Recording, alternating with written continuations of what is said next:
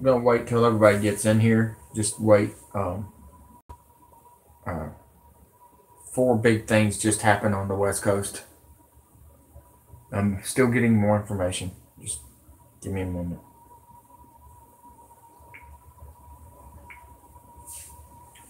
You're looking live in Los Angeles, California, folks. Don't stop subscribing to my other channel. I bring out short news.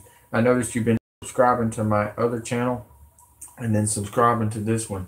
Keep on both channels, guys. I'm not leaving the other channel ever. Just thought you might want to know that. But if this big earthquake happens,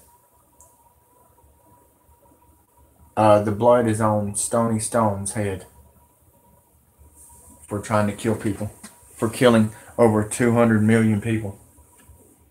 Just thought you might want to know that. We got a lot of news to set up. I don't know who's watching and who's subscribing or who's liking or anything, but thank you for subscribing. I'm not getting paid by you. I'm getting paid by my 4 bosses. John Moore was right. I'm going to go into that today, and I'm going to go into what he'd been saying for the last 3 years on his banquets. I met him in Birmingham 3 years ago, and by gosh, he has hit everything on the freaking nail. That's all I got to say. And I'm going to be honest with you guys. If you're not out of California right now, do so now. You had 4 big earthquakes. If you've not heard and you're new to this channel, I tell you like it is. No other way. I do it like Alex Jones. That's all I got to say. Long live Alex Jones. He cares, and so do I. But they tried to stop him. Rubio stopped him. Don't know if y'all knew that or not. Rubio is the one that stopped him. I didn't know that till last night. But I had a feeling somebody stopped him, but I had no idea who it was. But now Paul Begley is reporting it. Right after I reported it. Oh shoot, I didn't mean to do that. Here's the other report. Y'all want to hear the other report? Y'all don't believe me? That's fine. Anonymous has something to say. California earthquake, 4 huge tremors strike West Coast, Central California.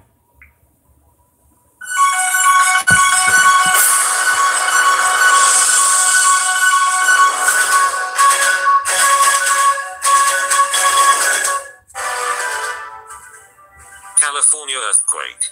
4 huge tremors strike west coast of US. Big one fears grow. A series of major earthquakes have struck central California, with residents in the city of Hollister reporting being shaken awake by the tremors. 4 quakes struck in quick succession from 1 p.m. GMT today, 6 a.m. local time, with their strength ranging from 4.1 to 3.0.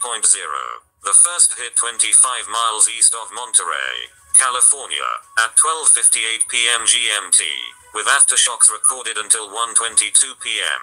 According to data from the United States Geological Survey, USGS, all struck at relatively shallow depths of between 4 miles, 6.5 km, and 2.4 miles, 3.9 km, below the Earth's surface, USGS said. The tremors were strong enough to be felt by residents in the area, who took to earthquake monitoring site EMSC to report their experiences. One in Hollister said, was asleep. Felt like someone was shaking the bed. Another resident in Monterey Bay expressed concern that recent quakes could indicate a major earthquake, commonly known as the Big One, could be on the way. They wrote, been feeling a lot of tremors the last several months. The Hayward Fault is overdue and coming to thump. Anytime now. It's definitely coming relatively soon.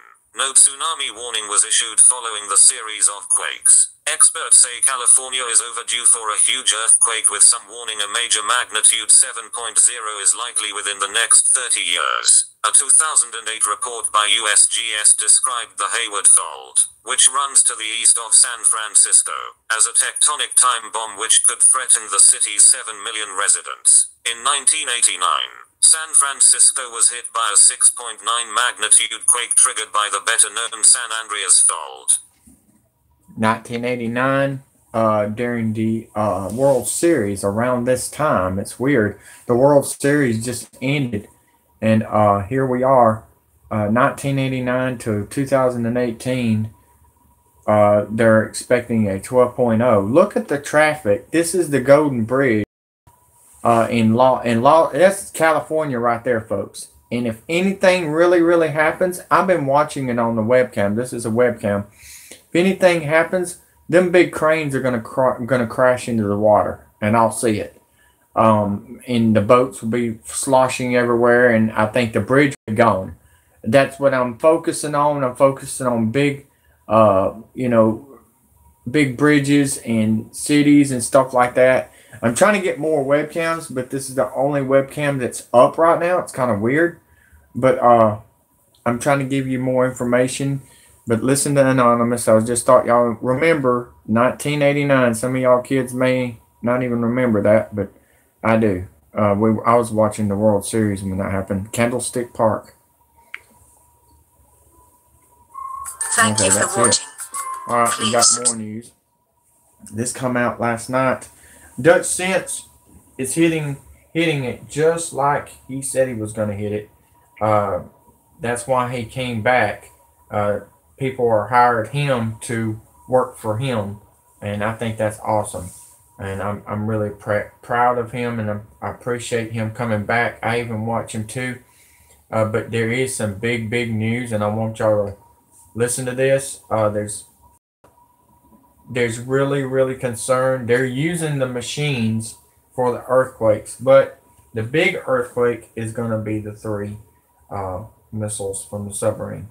Remember that, folks. We're going to go to what I was watching last night. There it is. Here you go. Listen to this. Oh my gosh. This is crazy.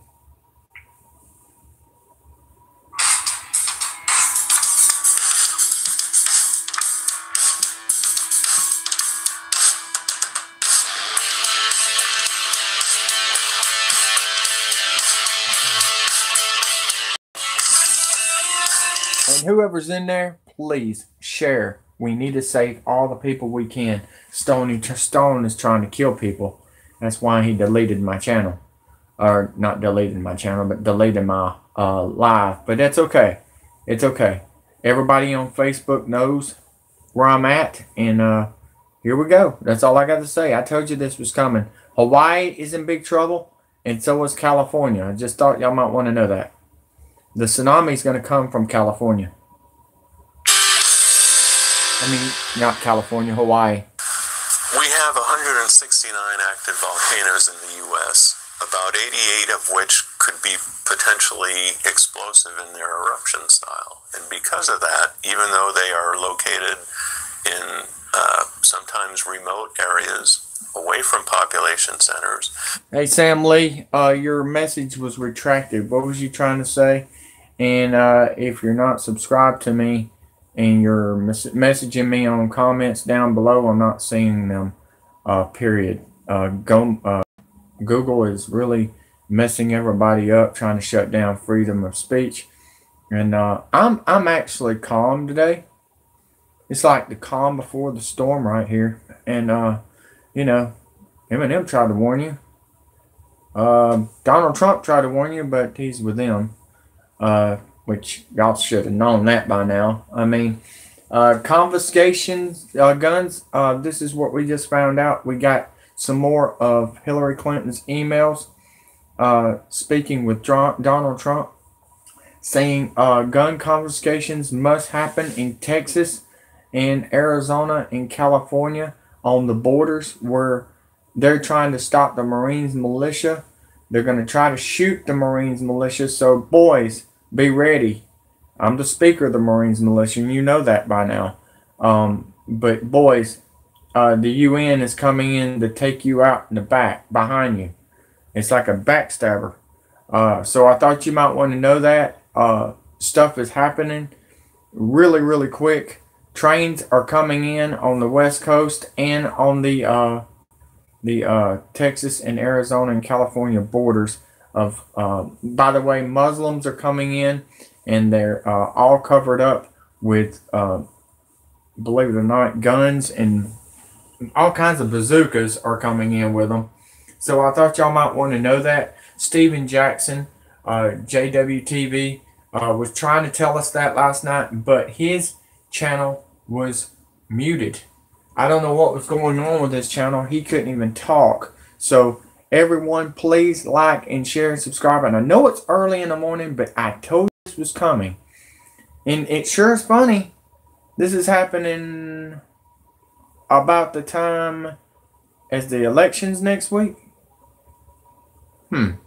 Makes you want to say, But hey, they do have other plans. They want gun confiscations before Christmas. They don't want you to have Christmas no more. None of the elites, the Democrats and Republicans, don't want you to have Christmas no more. They don't want you to open your gifts no more, kids. But I would open you a gift and get you a gun and start blowing them up. That's all I got to say. They're trying to stop us, and that's it. That's all I can say, guys. That's all I got to say. If you don't care and you don't want to share, hey, you're dying. I'm gonna die. I'm not. I'm in a freaking underground bunker. Y'all ain't. So yeah, I'm here to save you.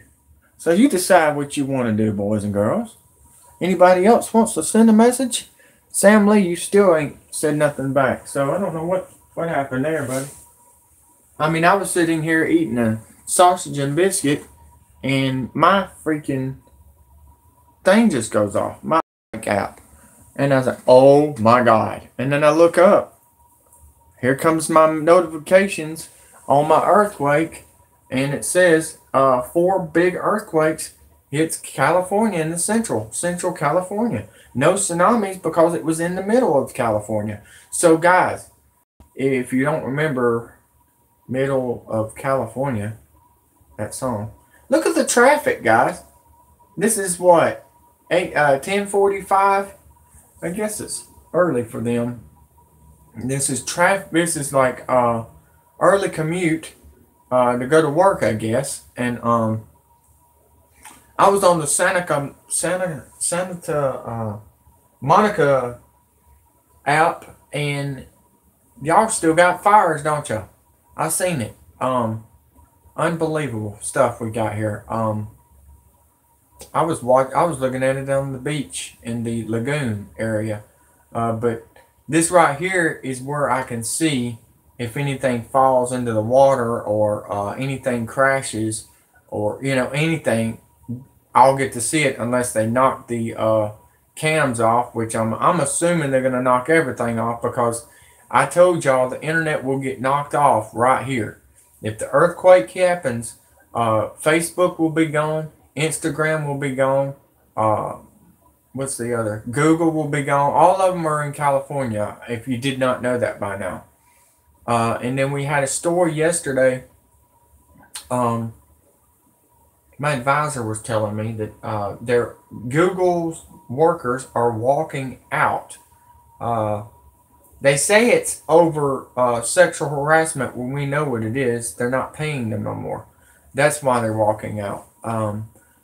But there's two stories out there. One fake story is saying that it's sexual harassment, but it's not. I know what it is. It's none other than your payments. I lost my payment July 31st. They said we no longer pay you no more because you're not giving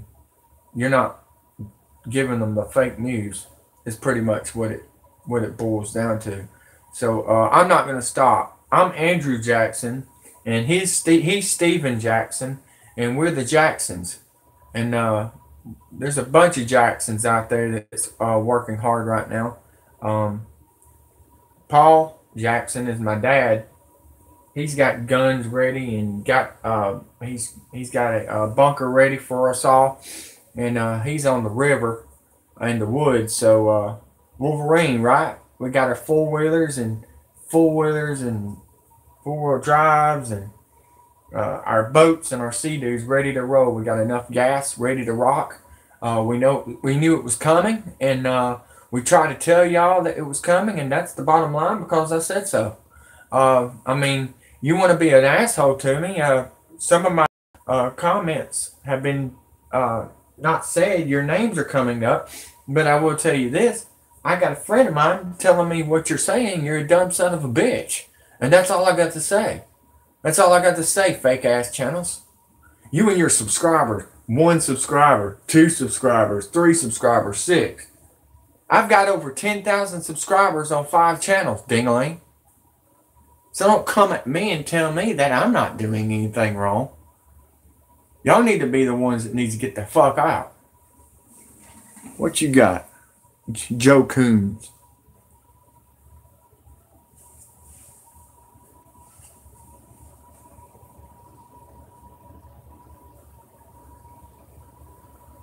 Yeah, I'm Andrew Jackson. Nice to meet you.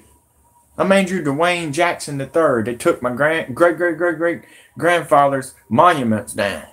Their ass is kicked. That's all I got to say. I'm from the South. Roll Tide Roll. And guess what? Kevin Shipp is my advisor. Edward Snowden is my advisor. My boss is Lindsay Trebet Nations. Charlotte Knight. James Koch. And John Moore. So you tell me who's my boss. You tell me who's been kicking it and hitting it right on the dot.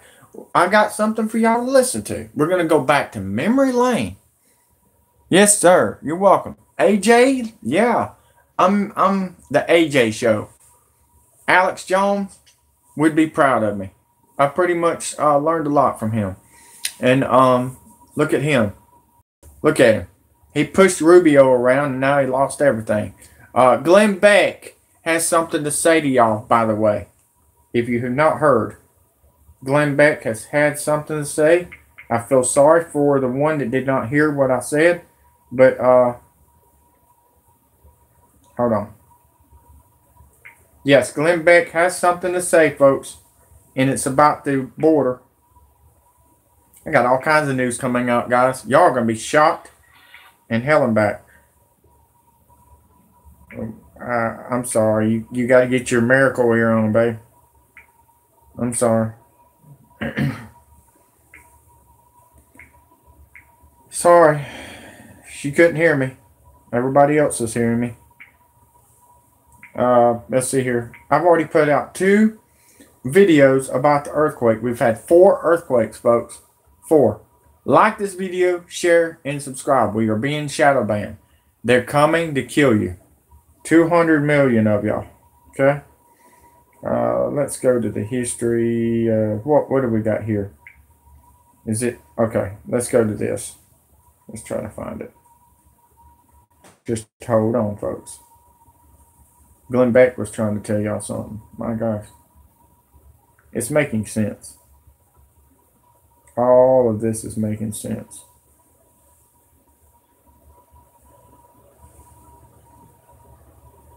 If I can find it.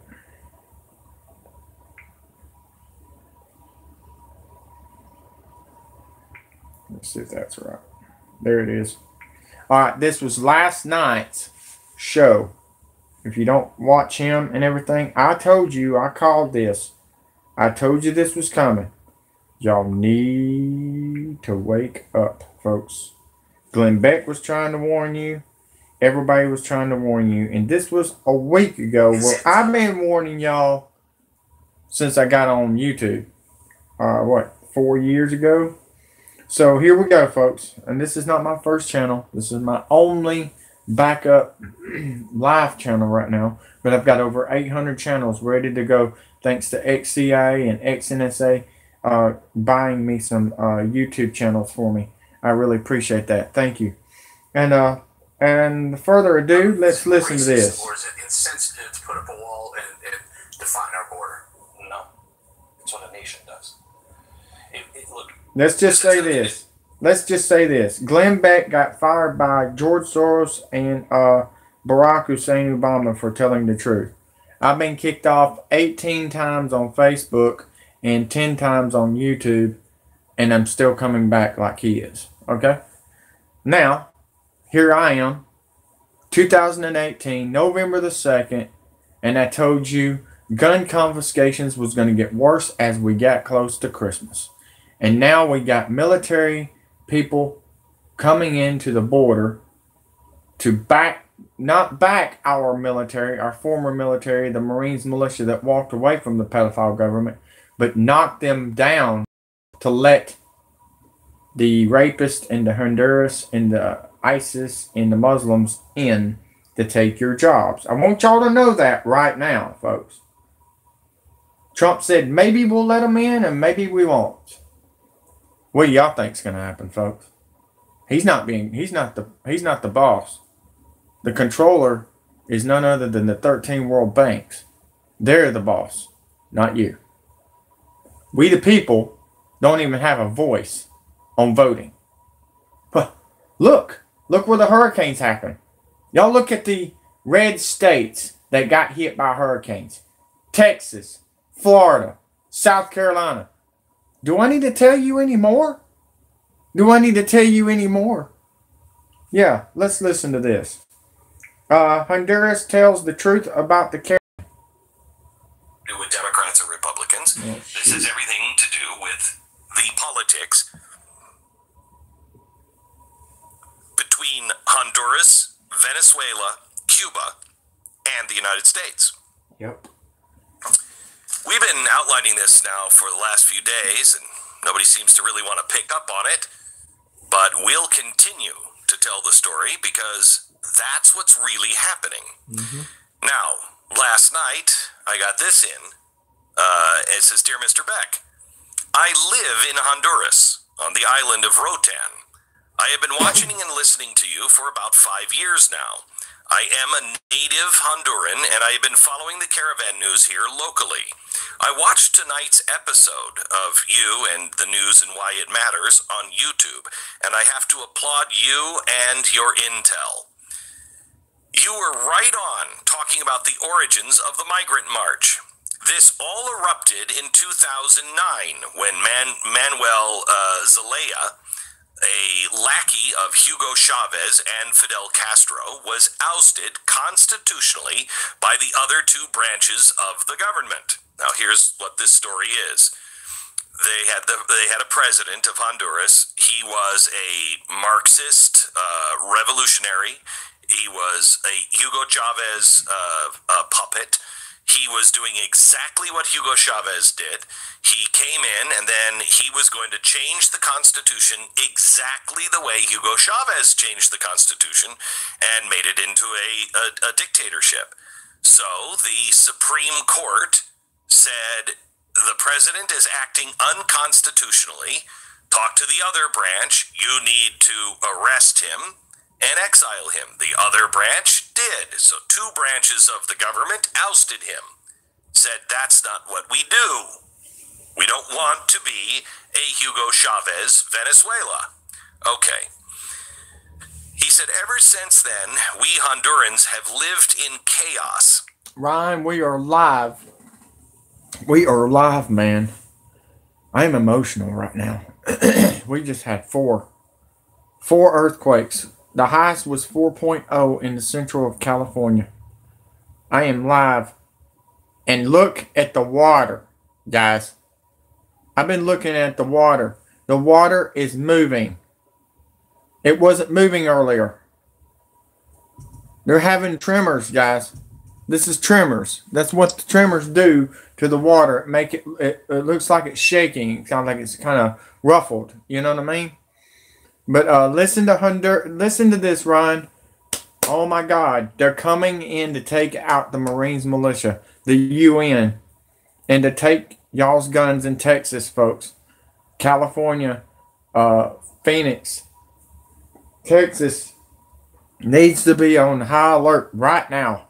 Right now. By the way, some of the Honduras, and he's going to tell you this in a minute, some of the Honduras are going to, or have backed out and turned around, folks. They can't take it anymore. They can't take it anymore. What if I would tell you this, that the Honduras is the ones that we're not worried about? This is a distraction. What if you're looking at Honduras and the UN troops that's going to be using them tanks that y'all been seeing on Twitter takes you out? while this is happening. This is a silent martial law in America right now, folks. It's been going on since Hurricane Harvey. Actually, if I'm not mistaken, get ready to fight. It's about to get crazy. I know, man. What did I tell you, dude? There, and look, the ones that is subscribed to me on the channel, I'm still putting out stuff. I'm sure you've seen it, Ryan.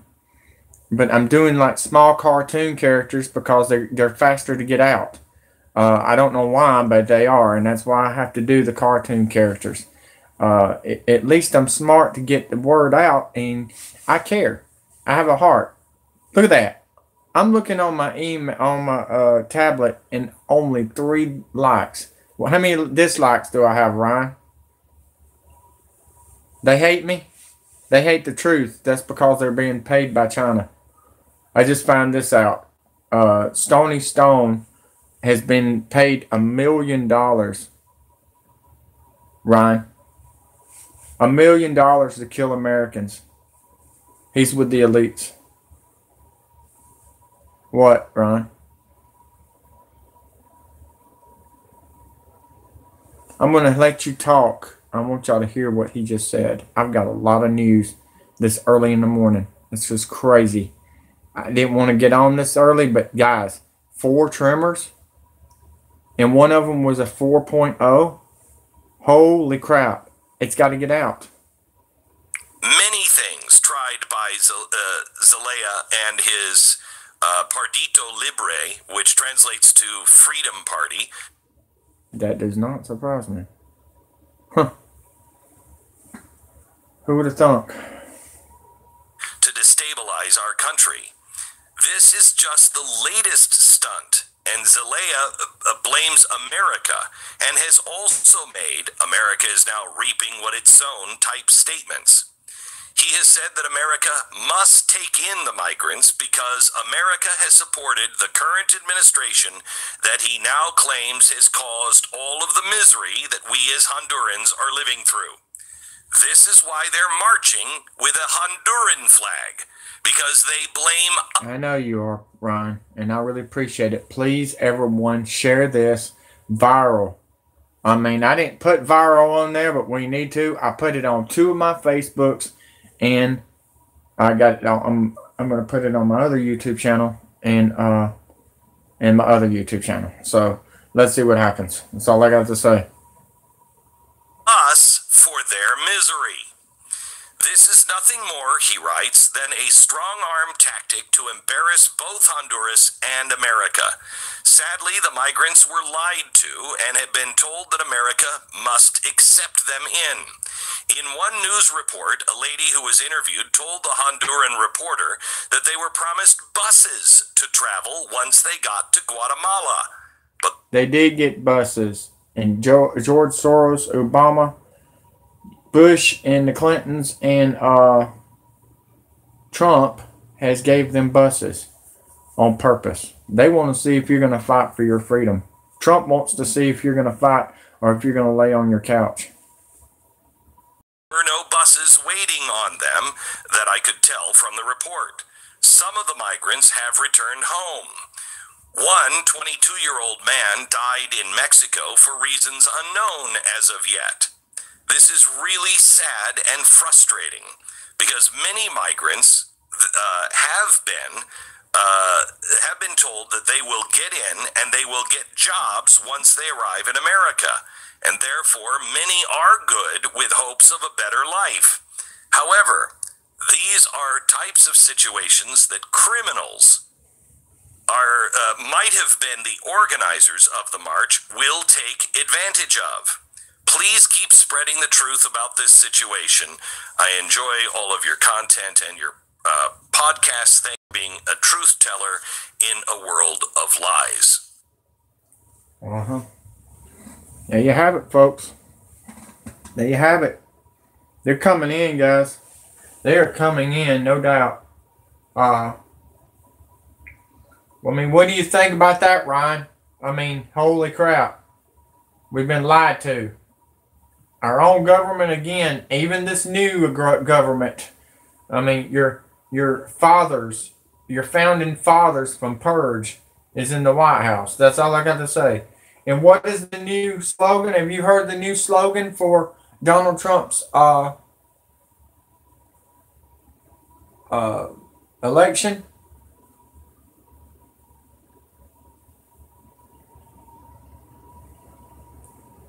Yeah, we've been lied to. Well, I mean, we were lied to with Obama.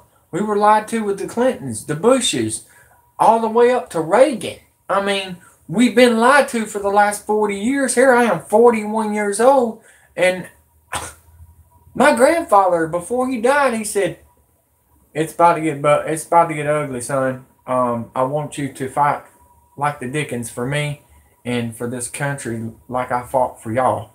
And he was in World War II telling me all the stories about George Soros was helping Hitler kill people in World War II. I didn't know that. I mean, I'm just learning. I'm learning the same stuff. You know, I'm still learning, and I'm still learning. I'm not gonna quit.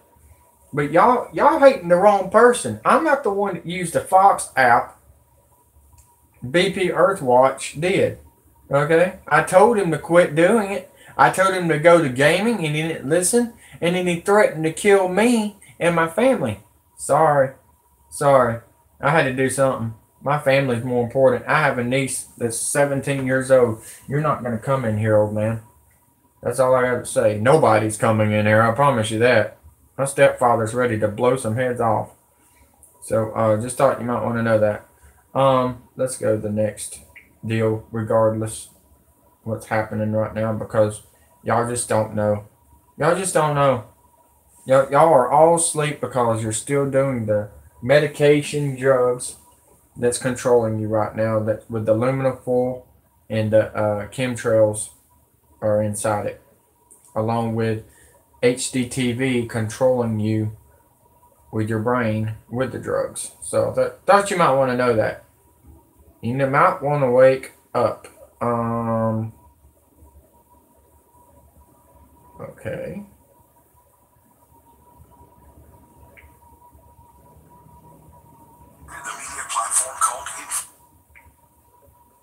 Alright, this is what he said back in the day. Me and Alex Jones said this.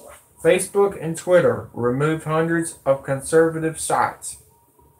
This has been going on since October the 1st, 2016, when Obama gave the internet to ICANN in China. 2 people has our internet. I don't know if y'all knew that or not. The country is the Walking Dead all over. You got that right. Well, the ones that's not on drugs are not dead, but there's a bunch dead. I mean, a bunch dead.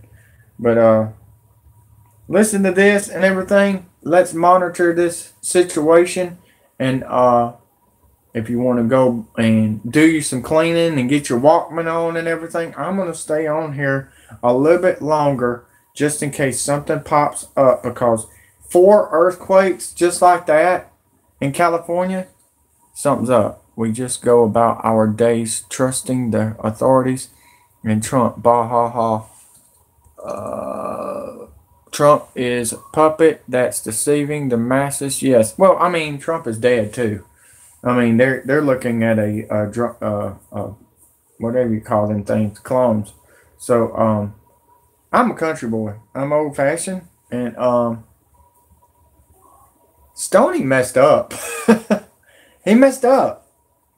I heard they attacked him. My people are attacking him now. Okay, it's a war. Okay, that's fine. Whatever they want to do.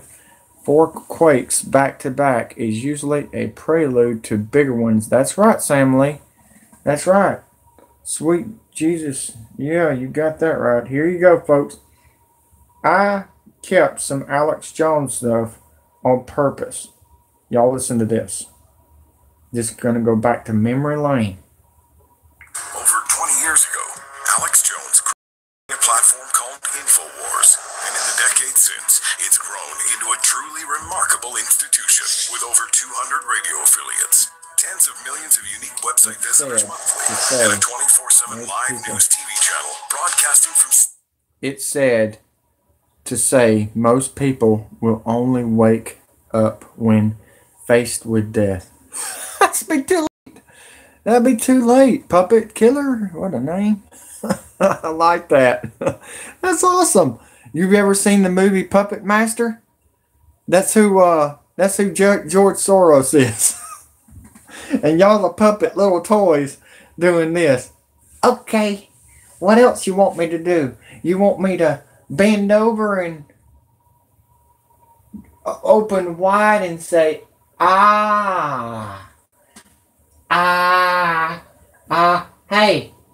I want that hot dog. Ah. Seriously, you like Vince McMahon. No. You're not Vince McMahon. They are Vince McMahon, and you're kissing the boss's ass. When they take your stuff and take your house and your woman and your family and your kids, just like they did in Hurricane Harvey, all I got to say is, ride or die. By the way, they killed Paul Walker. They killed some of my heroes. Lincoln Park, Chester Bennington. Robin Williams. Heath Ledger. Prince. You don't think we're going to fight back? They tried to kill Tupac. Didn't work. Sorry you missed him. Tried to kill Michael Jackson. He's still alive. Dave's still there. Look him up, Dave. I'm the best in the world, guys. I have picked up so many views. I'm closing in on 5 million views, folks. That ought to tell you something.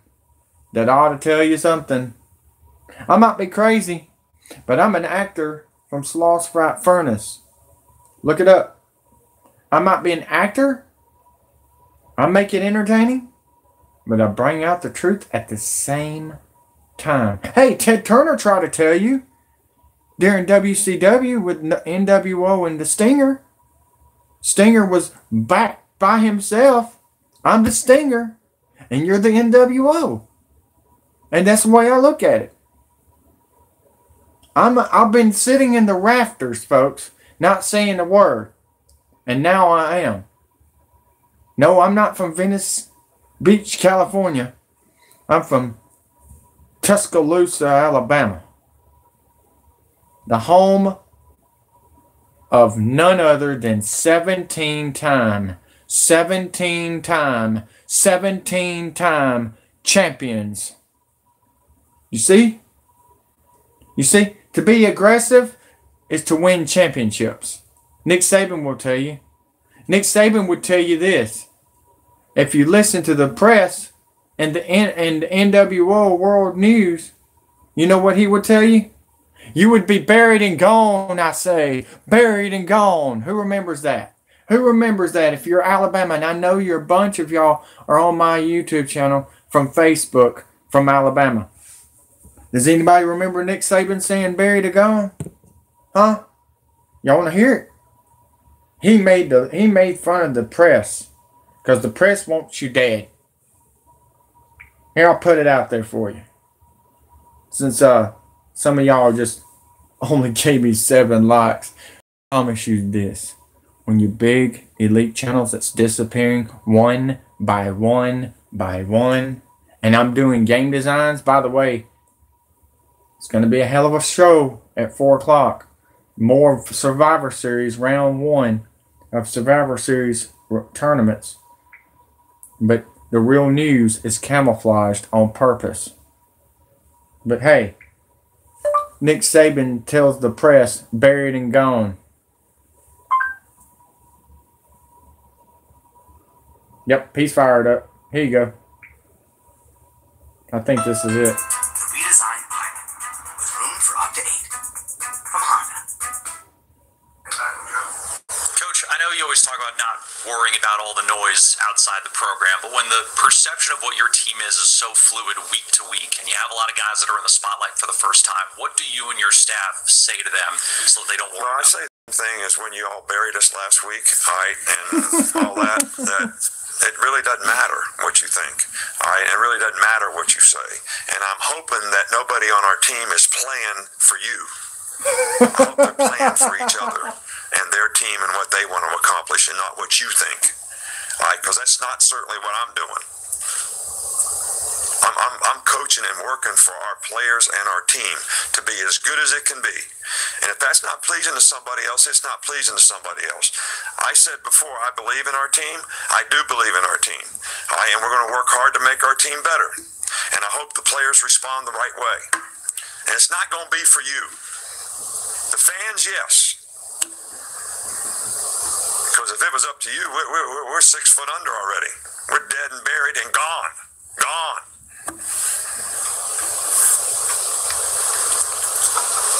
Last one with Alex. So if that was the case, I mean, we'd have to get some respirators out or something down there, all right, to put life back in people. Last one with Alex. It's hard to You find. better make it a good one now, because I'm about half fired up here. I know you don't like to do comparisons, but No, I don't. So don't ask me a comparison question. I'm not. That's what I thought. That's the way I feel every day to y'all. Dumb asses. You look like Auburn Tigers getting your ass kicked by the suckiest teams this year. You look like, hold on, I got a good one. North Texas, Clinton. This is for you, Hillary Clinton, Bill Clinton. You look like North Texas getting your ass kicked, Arkansas. You got me? You got me? Roll Tide. And we're coming for a number 18 this year. You want to see why I'm aggressive? I learned a lot from Paul Bear Bryant. We didn't take no shit. We just beat your ass. This is what I'm about to start doing. Just like Fox said to WWE. Starting January the 19th. January 2019. There won't be no more comedian, no more entertainment. It's going to be nothing but smash your mouth, beat your ass kind of show. Is that what y'all want? Y'all don't want no entertainment? You want the heavy shit. You want the heavy artillery, right? Huh? Stoney, I'm going to help you out, man. Every online NASCAR driver that bullied the kids and the women and the handicap got beat down by me. For the last 8 years, I have been shutting down bullies for women, kids, and handicap. No, I don't raise my palm up like freaking Hitler, like Eminem, or the Clintons, or the Bushes. By the way, they're Republican and Democrat. Ding-a-lang. Trump is one of them. When they give him the fake death, they say, oh, breaking news. We've got some sad news to say that Trump is dead and it's not even going to be an open casket. That means he's gone underground and he's like, okay, I'm with you, John McCain. Now I'm going to eat my popcorn with you. I'm going to be underground and watching this. You know what the funny thing is? You and everybody else, I'm going to be underground. I've got a bunker. We got a 3-story house. Just like David Koresh. David Koresh was a Christian and the government killed him. But you know what? I've been warning you that the tornadoes was going to get worse. I told you we were going to get a hell of a winter storm. Guys, y'all don't understand what's about to come. Day after tomorrow is coming, folks. You know Dennis Quaid's not going to save you. And this California dreaming that y'all been doing in California, it's about to be a abrupt hold on it. I warned you to get the hell out from I-5 to the beach. Get the hell out. All the way from Seattle, Oregon, California, Phoenix. Get out. Even the people on the the Mexico area. Get out. Alaska, get out. You need to be 100 miles inland. Now I don't know about the earthquake. That's not 100 miles inland. I'm telling you, that's like a bunch of miles inland, because it goes all the way to Las Vegas to Phoenix. That's how big this earthquake is. So you think that's going to be an earthquake that does this?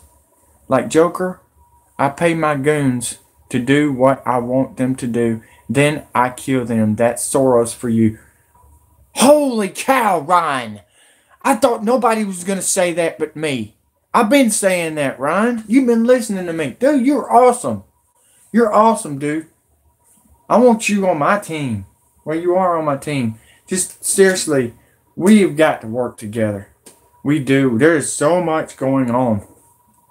There's so much going on. The Joker's about to kill you, Americans. I mean, what do you think Bpearthwatch and Paul Begley got with the elites and had sex with kids? Because they wanted to go underground.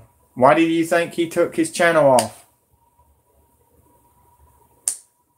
After he gets out of jail, he's going underground. Just thought you might want to know that. Look, the sad part is, we keep on telling you what's up, and you keep on acting like an idiot. Like you're on my list. Now, we still got storms coming. They're going to sneak up on us, guys. They're going to sneak up on us. Patty and Oscar is going to be a sneaker, because we're watching something else. We're looking at another distraction over there at the Mexico border, or we're looking at this 4 Tremors that's about to happen. Sure, it's funny. All of this is happening before November the 6th. That vote comes out, folks, and you vote no for God, Putin is going to put you in the water, California. I'm going to give you heads up right now. Magog is going to put their hooks right into the Golden Bridge. We're looking at, that's the Golden Bridge or not, but I know this is Los Angeles, California. I know that for a fact. Let's see if I can go to another app while we're sitting here talking. Let's see here. I hope y'all having a good Friday, which I'm fired up. I told you I was going to be fired up for a while now. Fired up, boys. Y'all don't even know.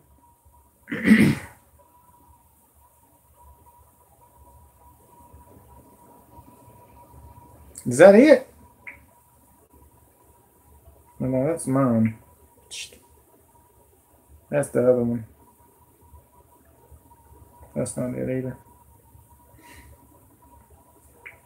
By the way, hey, honey, I'm back. I know. I seen you on Steven Jackson that was muzzled for I don't know how long. I was trying to tell him, hey. What? I put what all there. And I don't know if he's still seen it. I finally gave up.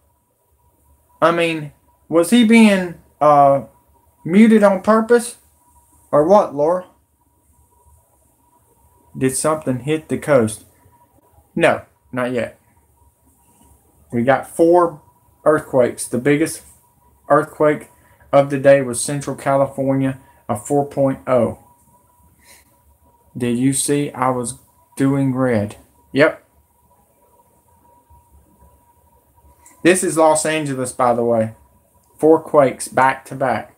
Remember the movie San Andreas? Okay? Remember that, guys. Remember San Andreas? They had like 4 earthquakes back to back. And then the big one happened. I want y'all to remember that. They're doing it just like in the movie. On purpose. They can do that. They got a script. And we're in the movie. He rated the live stream. He messed up. I don't know, or YouTube messed up, or something messed up. It's happened to me before. I mean, you've seen the technical difficulties that I had yesterday. But guys, don't stop unsubscribing to the other channel. I am coming back. I'm still putting out videos. Remember that? He was so upset. I know. I'm sure. I would have been too. He is a hard worker. Laura, I asked you to look for me on Facebook. Did you get my message on that? I try to find you, but there's a bunch of Laura Littles. Yes, he does care. Did you hear him what he said about Obama? He hates Obama. And he's African American. Yep. Propaganda, folks. I've got a bunch of apps for none other than Yellowstone. Yellowstone is Danger Zone. That's my Facebook. Laura Thrasher Little? Oh my gosh, I went right past you. I found you, but I didn't know if it was you or not because you didn't have a city or state. Okay. Alright, thank you. I will soon to be getting you on there. Ryan, if you want to come on my Facebook, you're welcome to, but you've got to have a city, a state, and a name. We've got too many hackers. People that I believed in, and they hacked me. I can't happen no more. Oh, I'm with my daddy when I was Auburn. Well, good thing you didn't come in here a while ago. I had to do the making fun of the press with Nick Saban a while ago. Yep, Watomka. Laura, seriously, Nick Saban told the press they were buried and gone. Buried and gone. If you listen to the press, and that's true, if you listen to the press, political and Democrat dumbasses, I got to tell you, it splits America in half. What does? The bombs? You heard Trump say bomb, bomb, bomb, bomb, bomb on my video last night. He wasn't kidding. He wasn't kidding. But black, white, Hispanic, we need to work together. Even the Muslims that's going across the Mexico border right now. Please don't come in here and take our kids and our families. We didn't do this. Go after our government. Take them out. Go to the Pentagon and do something to them. Don't do nothing to us. We'll back you if you do that. The Marines militia told me to tell you that. We won't mess with you if you don't mess with us. We know why you're here. They took y'all's oil and your food and your money, and you've been raped by our military. We know what's going on. We understand. So let's keep on. Where is it? Okay. John Moore. Guys, he said it 3 years ago. Do this again. I don't think it got what I wanted.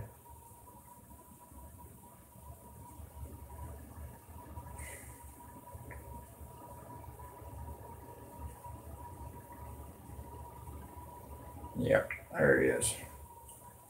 Alright, guys. I want y'all to hear this. And this is not fear-mongering, folks. This is 3 years ago, and he's hit everything right. He said this was coming. Get ready.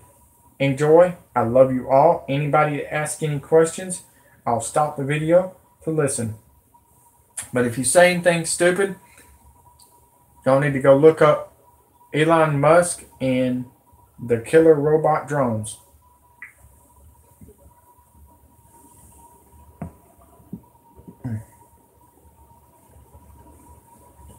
Good morning, ladies and gentlemen. I'm John Moore from St. Louis, Missouri, here in Proud Czech Republic on the 22nd day of July, 2017. It's really a pleasure to be here.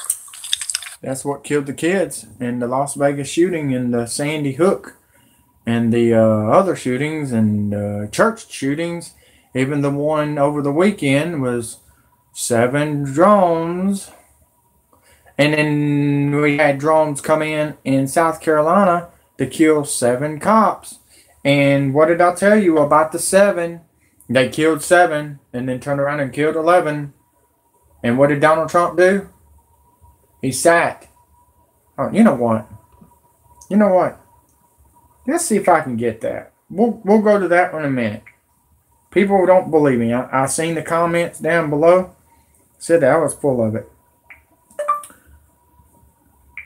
I'll get it right in a minute. Donald Trump says he was sitting at the 7-Eleven when the buildings went down at 9/11. That rhymed, didn't it? Let's see here. I think this is it, folks. Enjoy. I'm the best in the world. I don't forget.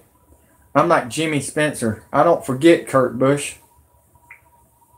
We are having some technical difficulties, which is totally understandable when you try to do ad hoc reporting and getting information to you as fast as we possibly can and making sure that it's accurate at the same time. So Donald Trump is on the line. I mean, we know him as the man behind lots of real estate in Manhattan. And, of course, Donald, I understand you were actually a witness to what happened this morning. Well, I have a window that looks directly at the World Trade Center, and I saw this huge explosion. I was with a group of people, and I really couldn't even believe it.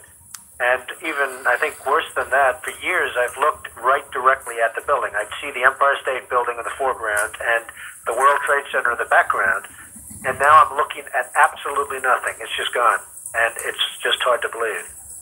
Donald, Alan Marcus here. Your building, the Trump Tower, is one of the great... Wait a minute. Did you just say the Lord told you to vote for him, Laura? Did you really say that? Do you realize he had sex with his daughter? And he had sex with towel girls in Mar-a-Lago, Florida? Why do you think Putin wants to blow up Florida with a Satan too? I mean, y'all need to wake up. Seriously, folks. He's not a good guy. He's beat his wife. I'm telling you, if he don't fake his death, I think either his wife or his daughter is going to kill him and take the money. I'm just saying, guys. Just like the movie You're Next. Here comes the boat. It's coming in. Yes. Tourist attractions in the world. It's well known universally. Are you taking any precautions there in light of what happened at the World Trade Center? Well, Alan, we've always had, as you know, very, very strong security, but there's very little you can do about planes crashing into a building. I mean, you look at Larry Silverstein, who's a terrific owner in New York and a very good friend of mine who I just called. I was very worried about him because I assumed maybe he was in the building. He took possession of the building 1 week ago. As you know, he just bought the World Trade Center. Right. And he was in his office, and he was getting ready to move into the World Trade Center over the next 2 weeks. So, I just spoke to him. There's nothing you can do when people are going to be bombing planes at your building. Now, I guess maybe the world is going to be changing, and maybe you're going to have F-16s flying all over the city, etc. But it's a pretty tough situation. Donald, you have one of the landmark buildings down in the financial district, 40 Wall Street. Did you have any damage, or did you know what's happened down there? Well, it was an amazing phone call I made. 40 Wall Street actually was the second tallest building in downtown Manhattan, and it was actually, before the World Trade Center, was the tallest. And then when they built the World Trade Center, it became known as the second tallest, and now it's the tallest. And I just spoke to my people, and they said it's the most unbelievable sight.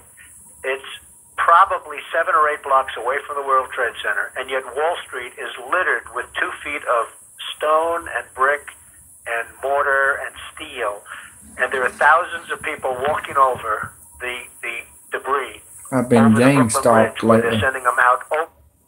Ryan, we all are being gang stalked, man, because we're the good people and they're the bad people.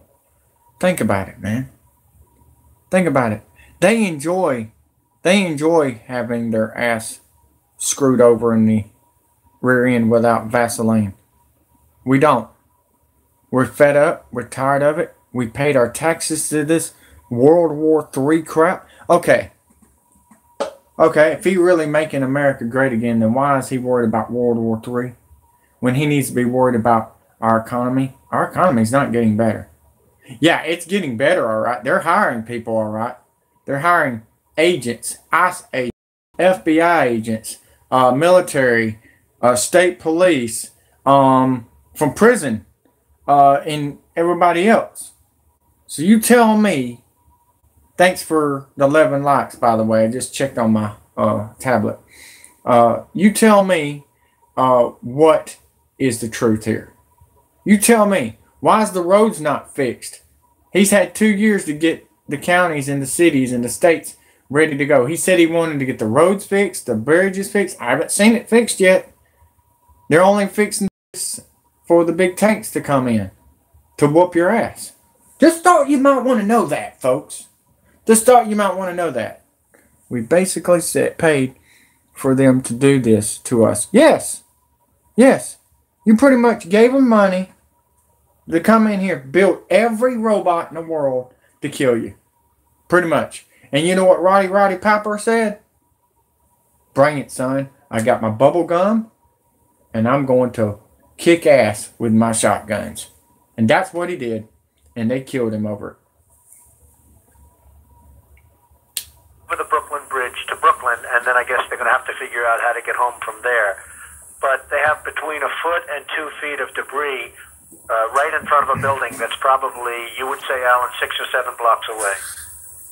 Donald, this is Roland Smith. Hi, Roland. You know, how you doing on this kind of day? You know, you want to talk to me? Look, some of my YouTube subscribers, some of the ones that hired me, has got my phone number, and they send me donations and money to keep me going. So you're welcome to whatever you want to do, Laura. I'm here for you. I'm here for everyone. I'm here to listen. I'm reasonable, but if you're gonna come in here and act like a kid, even though I'm entertainment, and you're gonna come in here and bash me because I care about this country, fat chance. That's all I got to say is fat chance. Because my mom knows what I'm doing. My family knows what I'm doing. I'm saving people's lives. So, well, I'm poor single mama. Your mama? Congratulations. Take care of them kids now. You're single? By yourself? What is up with the women being by themselves? Do y'all realize that was their plan? Women and men. George Soros says it in his book. He wants to separate the men and women so China can come in here and whoop our ass. Laura, oh my gosh. You need security. Get you a security guard. Move him in. Tell him he has to pay for his food. That's it. Get him a couch or something. You need help, sweetie. You need help. All the women needs help. They need to get them a guy. Go to BeenVerified.com. Check them out. See where they're at. It's only like $1 to find out what they're all about. If they have a background, then tell them to screw off. Get the ones that don't. That's how you do it, man. Go to Facebook and look around and say, hey. And you know these guys are looking for somebody all the time. Heck, Craigslist went to hell. It's gone. So think about it. Get you a guy that don't smoke, don't drink, don't do drugs, like me. But I got to be here taking care of my mama, and I don't know what I'm going to do yet. I don't want to lose my mom. She's got cancer, and she's not been feeling good and everything. We had a scare a couple of months ago with my brother, and it scared the crap out of me, and I wanted to be here close to my mom. I almost got a flight to California until all this started. I mean, I was about to go to work there. I had a job sitting at a big mansion, and I decided to stay home in Alabama. I was going to get paid $6,000, and no, I don't think it was worth it. I think my family's more important, and y'all are more important. And I walked away from a lot of money, guys. In the past, I walked away from a lot of money. It's not about money to me. It's all about our America. My grandfather that fought in World War II. My uncle that fought in South Korea. My other uncle in Desert Storm. And my cousin, Jason Winstead, in the Army. He's great deceiver. Who is? Shoot, I'm breathing. My breathing is bad, guys. I'm nervous. Trump has fooled many Christians. Yeah, think about it. So you're gonna tell me Donald Trump is a Christian when he has been with a porn star? Stormy Daniels really was with him, no doubt. We got evidence on that. Stormy Daniels actually is donating money, she said. She commented down below the other day. Where did that come from? But what do you expect? Love is the greatest weapon. Be excellent to each other. That's right. Well, not everybody. I'm sorry. The ones that's going after our kids that wants to have sex with them and eat them and stuff like that ain't happening. Honey, it seems everyone around my friends pneumonia too. Hey, you know why? Dane Whittington said it last week, get out of the rain. Seriously, I'm not being funny like a dumbass, get out of the rain. He said get out of the rain. It's something in the rain. I don't know. They put something in the rain, folks. They put chemicals in there. So I just thought you might want to know that. I care, guys. I care, but if you just joined me, we had a 4.0 on the Richter scale, followed by 3 other earthquakes. Central California, we're live. Los Angeles, California, right here where Kobe Bryant won a bunch of championships. Shaquille O'Neal, and that was back in the good days. But look, we are here. 1989 to 2018 was the last big earthquake, and we're ready, guys. We are ready for a big earthquake. A big one, guys. This is not going to be a 7.0. It's going to be a 12.0 on the Richter scale. They're going to shake, rattle, and roll this West Coast on purpose because in, what is this, 4 days? Is this the second, folks? Yes, it's the second, ain't it? Ain't this the 2nd of November? Okay, 2nd of November. The judge comes in and is going to say, you voted no for God. If you vote for Democrat, you voted no for God. That's their plan. If you vote no for God and the Democrat's supposed to win, after the Democrats wins the party, they're going to act like God has given you a chance. California, you're going in the water, and it's not even going to be God. It's going to be Putin. Vladimir Putin is going to be your judge, executioner, and you better get ready, folks. You better get ready. If you want to, you can go play that song California Dreaming from San Andreas, because it's about to happen. The Rock's not going to save you, and he's not going to get in a boat and pick up that lady and jump up into a tsunami.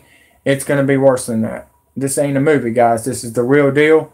And we had a couple earthquakes in Alaska this morning. I noticed that, and a couple of earthquakes in Mexico too. So we are really lining them up. It looks like the Ring of Fire is in trouble, folks. It's in big trouble. We're under war. This is weather warfare. Dane Whittington was right. Deborah Tavares was right. Here comes another boat. You got people on that one. Y'all see that? Gosh, I hope the tsunami don't happen right now. They would be done for. And there's going to be a lot of innocent people dead because they didn't listen. And I'm trying to save y'all guys because they're trying to shorten our America up on purpose because China's going to come in here and stop us. Just know that the gun confiscations first, that will be in more coming in December on the border, and then 17 months will be martial law. We already got the emails on Hillary Clinton. She's going underground for 6 months. So be ready. Get you at least some food, a bunch of food for 6 months, folks. Get you some guns, some food, some water, soybeans, some canned foods. Anything that looks like you can camp with is what you need. I'm just giving you a heads up. We're on the last times here. This is going to be like Lonesome Dove. It's going to be Cowboys and Indian time. I don't think it said that. He was going to sit at a 7-Eleven, I thought. I wanted to hear that. Wow. Where's he at? This might be it. Let's see if this is it. Donald, you're probably the best known builder, particularly of great buildings in the city. There's a great deal of question about whether or not the damage and the ultimate destruction of the buildings was caused by the airplanes, by architectural defect, or possibly by bombs or aftershocks. Do you have any thoughts on that? Well, it was an architectural defect. You know, the World Trade Center was always known as a very, very strong building. Don't forget, that took a big the basement. Now, the basement is the most vulnerable place because that's your foundation, and it withstood that. And I got to see that area about 3 or 4 days after it took place because... Did y'all hear what he just said? It took a bomb in the basement. He knew. It was a bomb, guys, and they locked the doors in the 9/11 buildings, and they sacrificed all them people, folks, on purpose. One of my structural engineers actually took me for a tour because he did the building. And I said, I can't believe it. The building was standing solid and half of the columns were blown out. I mean, so this was an unbelievably powerful building. If you know anything about structure, it was one of the first buildings that was built from the outside. The steel, the reason the World Trade Center had such narrow windows is that in between all the windows, you had the steel on the outside. So you had the steel on the outside of the building. That's why when I first looked, and you had big, heavy I-beams, when I first looked at it, I couldn't believe it because there was a hole in the steel. And this is steel that was, you remember the width of the windows in the World Trade Center, folks. I think if you were ever up there, they were quite narrow. And in between was this heavy steel. I said, how could a plane, even a 767 or 747 or whatever it might have been, how could it possibly go through the steel? I happen to think that they had not only a plane, but they had bombs that exploded almost simultaneously, because I just can't imagine anything being able to go through that wall. Most buildings are built with the steel is on the inside around the elevator shaft. This one was built from the outside, which is the strongest structure you can have, and it was almost just like a can of soup. Okay. Now we go back to what he said in the GOP political arena. He said everybody was going to go to jail for the 9/11 plot. Has anybody gone to jail yet as we're November the 2nd of 2018? No. They're not going to jail, folks. They're not going to jail. You're going to jail. They're putting you in jail. What do you think the concentration camps are for?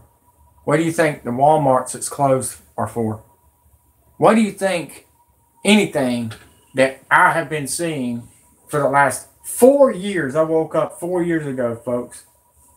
Why do you think that I said all this and wasted my time not even getting paid that much to do this?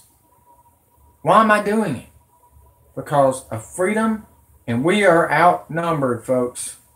We are outnumbered because we've been sitting here fighting against each other. Why? Why are y'all fighting against each other? Why are y'all listening to George Soros? I thought y'all hated George Soros. Do you really like a guy that does not like kids? Remember, you used to be a kid, grown-ups. You used to be a kid. You tell me, what do you think happened? What do you think's happened? George Soros, in his book, we got to kill kids. We got to kill everybody that's in here. 7 billion people on Earth, folks. And guess what? China has 4 billion and still growing. And we're the only state that only has to have 55 million people. Guys, we're outnumbered. We are outnumbered if we don't work together. Y'all need to make meth bombs. Y'all need to get online and Google it and find out how to make meth bombs. Our military, former military, Marines, militia, is using meth bombs. It's going to take out a whole neighborhood. When they come in on us, they're done. And we're going to be underground. Just thought you might want to know that. We got a plan. I don't know what your plan is, but we got a plan. We're going to bring down, we're going to be worse than Wolverine, the movie Red Dawn.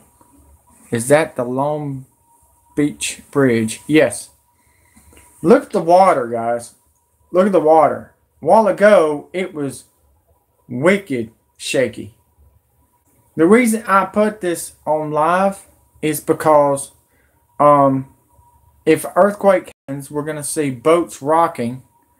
If you see the military ship is right there on the left side, right there. Okay?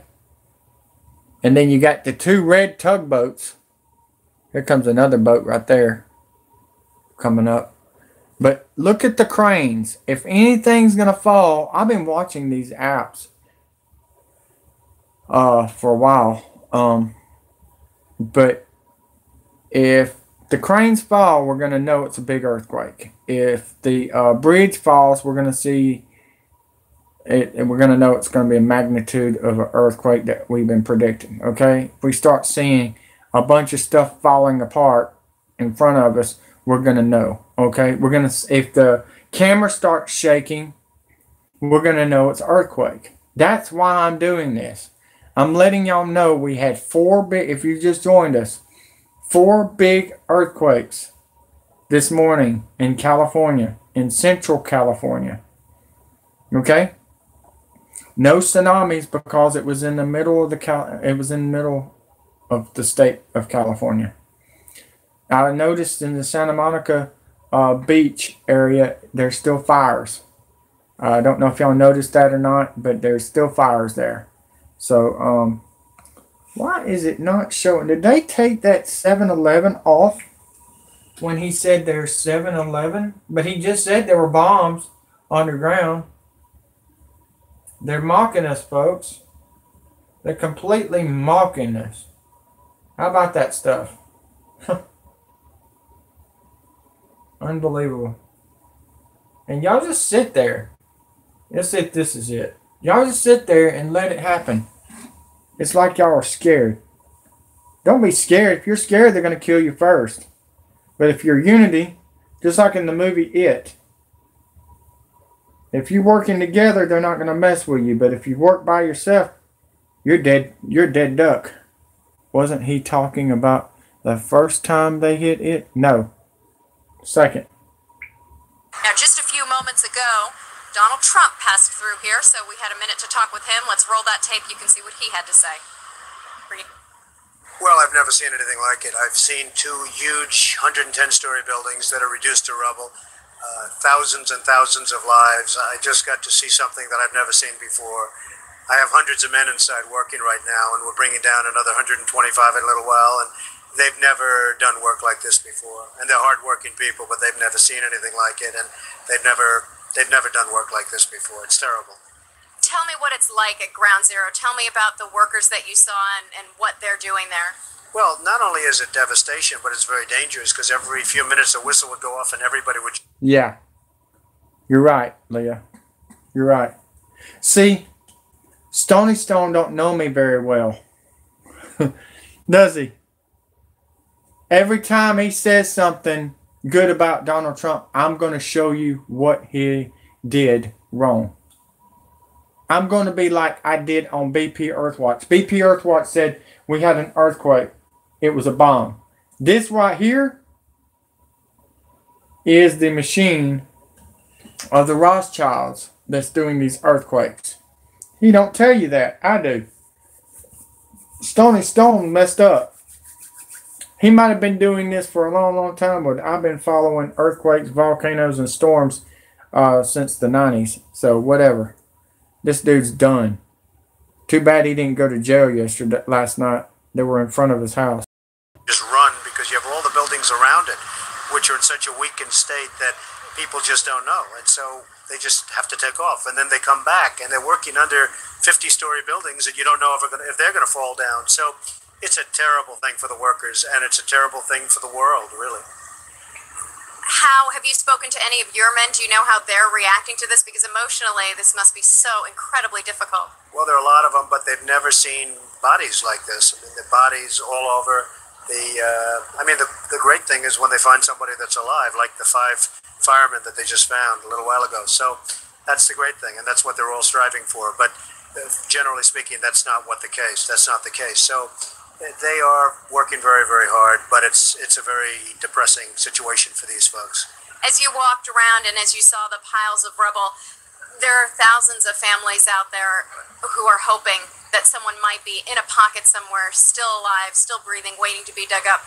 As you assess that damage from your perspective, do you believe that's possible? Well, I would certainly not want to be the one to say it's not possible. Certainly it's a tough situation, but you can't give up hope because there's always hope. I mean, the 5 men, I'm sure their families thought that they probably were gone, and now they walk in the door. A couple of them walked away after they were dug out. So there probably are some more people in there, and therefore you can't give up hope. You've had an impact on the skyline of New York. What is it like as you see it now? It's like a whole different skyline. It's like a whole different city and world. I cannot believe the sight of Lower Manhattan without the World Trade Center, and therefore we have to rebuild, not necessarily in that form, but we have to rebuild at least as good and maybe better. Just finally, can you tell me emotionally as you walked around, we've heard some of the stories from the firemen. They're so exhausted and mentally and physically. What was it like? Did you hear that? We have to rebuild there. Or like I said, the owner of that building took out an insurance claim in August, told Bush what was going to happen. Nobody has. I know. It's sad, dude. It's sad. I was looking for him sitting at the 7-Eleven watching the 11 building go down, and I don't understand why they take it down. It wouldn't surprise me if he did, but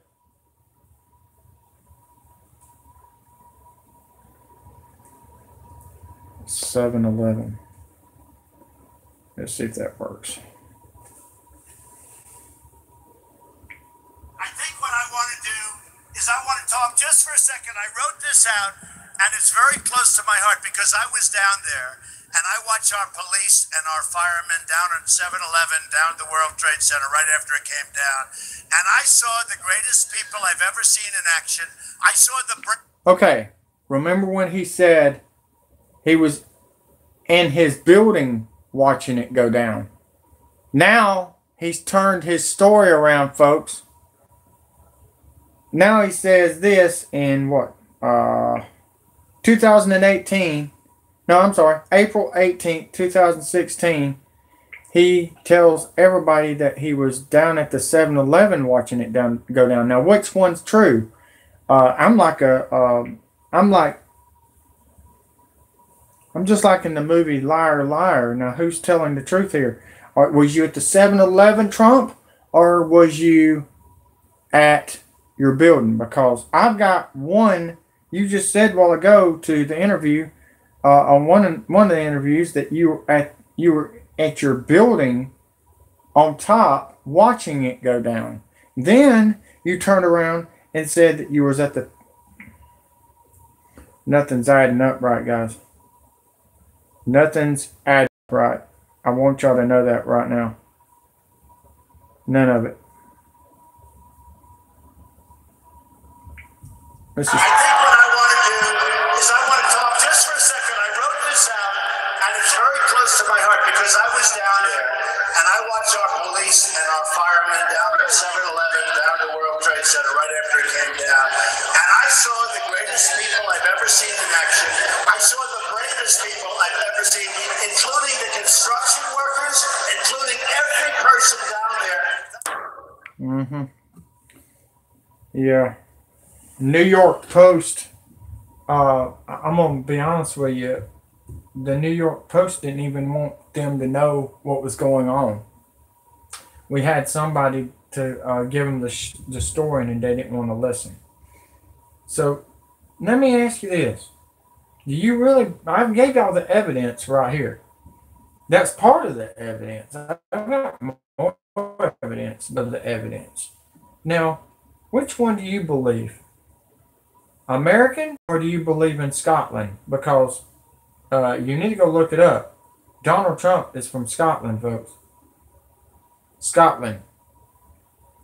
He's not from here. I want you to know that. So let's go back to, since we're waiting on breaking news on the earthquake. Okay, breaking news.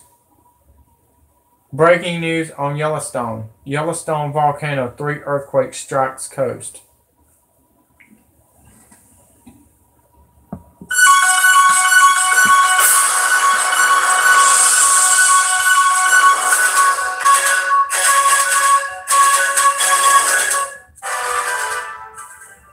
California earthquake.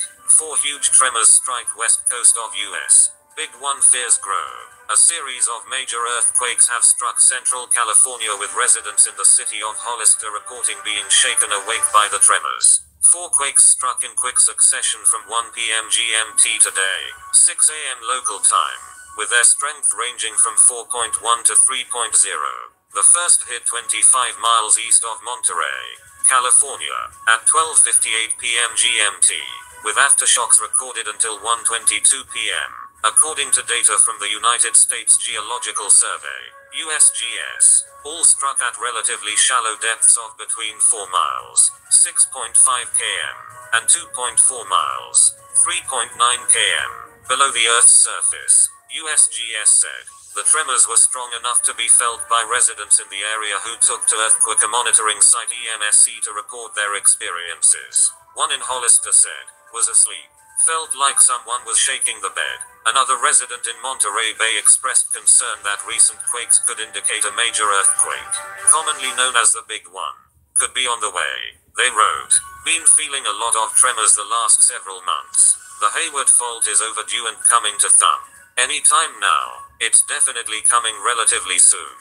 No tsunami warning was issued following the series of quakes. Experts say California is overdue for a huge earthquake, with some warning a major magnitude 7.0 is likely within the next 30 years. A 2008 report by USGS described the Hayward Fault, which runs to the east of San Francisco, as a tectonic time bomb which could threaten the city's 7 million residents. In 1989, San Francisco was hit by a 6.9 magnitude quake triggered by the better-known San Andreas Fault. Alright, folks. Now they're talking about Yellowstone. That's crazy. That is crazy, folks. But I was going to go to the other news. Hulk Hogan just arrived in Saudi Arabia. Alright, that's funny. John Cena didn't show up, so they got Hulk Hogan. Ain't that? John Cena was smart. He didn't want to get in that mess that been going on with the political crap. I don't blame him, and I don't blame the other superstars either, like Roman Reigns. But what was I gonna do before I go? Because I'm coming back at 4 o'clock, folks. I told you I was coming back, but I didn't know I was going to do a video like this. This video is really, really important right now. But did y'all wanted to hear what John Moore said 3 years ago? Any of y'all? Former Navy? Have y'all ever heard this guy, John Moore? Any of y'all? He's hit it on the dot. Yes, you do. Thanks for saying that, Andrew. You're welcome. You're welcome. Remember, he's sitting at the 7-Eleven. 7 people are dead. 11 people are dead on the news. They've been saying the 7 and 11 dead. 7 and 11 is dead. I don't know what's up with that, but I just thought y'all might want to know what's up, what's going on. But listen to John Moore, former Navy. He knows what's up, guys. That's all I got to say. Enjoy. Love you all. Please share. Good morning, ladies and gentlemen. I'm John Moore from St. Louis, Missouri, here in proud Czech Republic on the 22nd day of July, 2017. That's it's really too a loud. pleasure to be here. Hey, it's so loud. We'll start from the beginning. 50 years ago, 51 years ago, young John Moore, 19 years old, knew that he was headed for the Army and headed for Vietnam. So he enlisted for the option of going into military intelligence.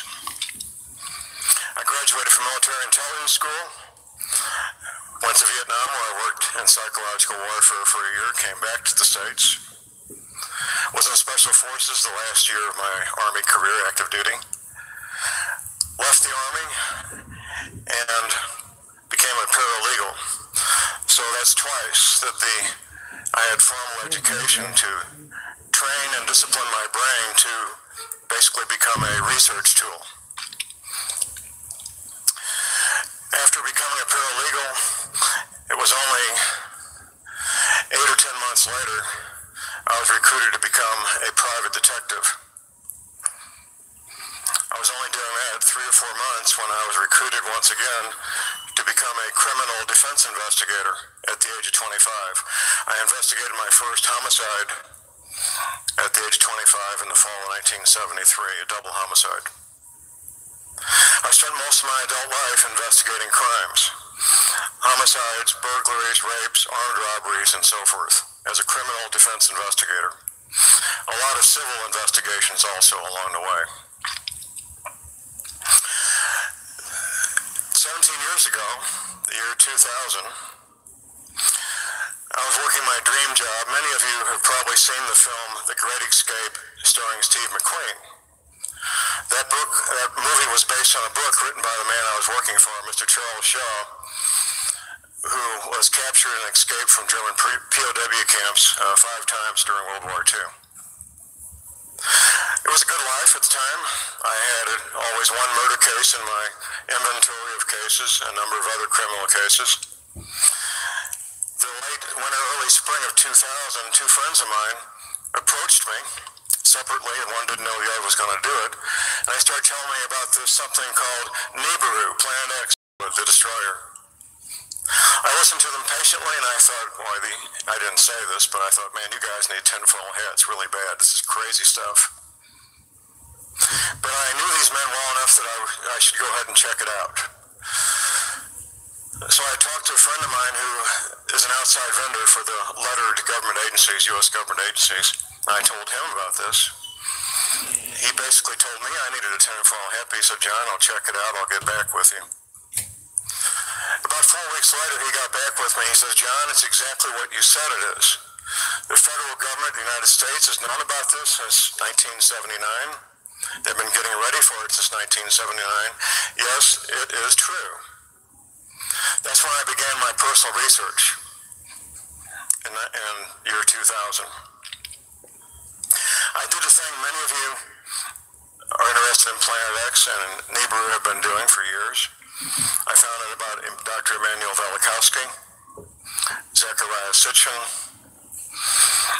I became friends with my friend Professor James McCanning. And I'm researching and I'm learning a lot. The same things that many people learn. The summer of 2007, something else happened. I was having lunch with a friend who served with the U.S. Navy submarines, and I'm telling him about Nibiru and Planet X, and he starts telling me about a classified briefing he attended in the U.S. Navy in 1985. Who had you blocked, Laura? I don't have you blocked. But if you said something like, spiritual or satanic.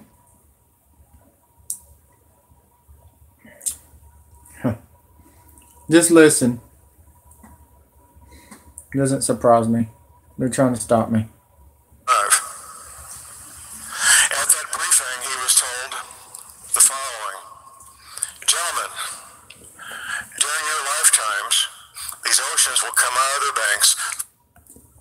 I'm just saying, don't say anything like that so you won't get kicked off. But come in and come out. Flooding all coastal areas worldwide.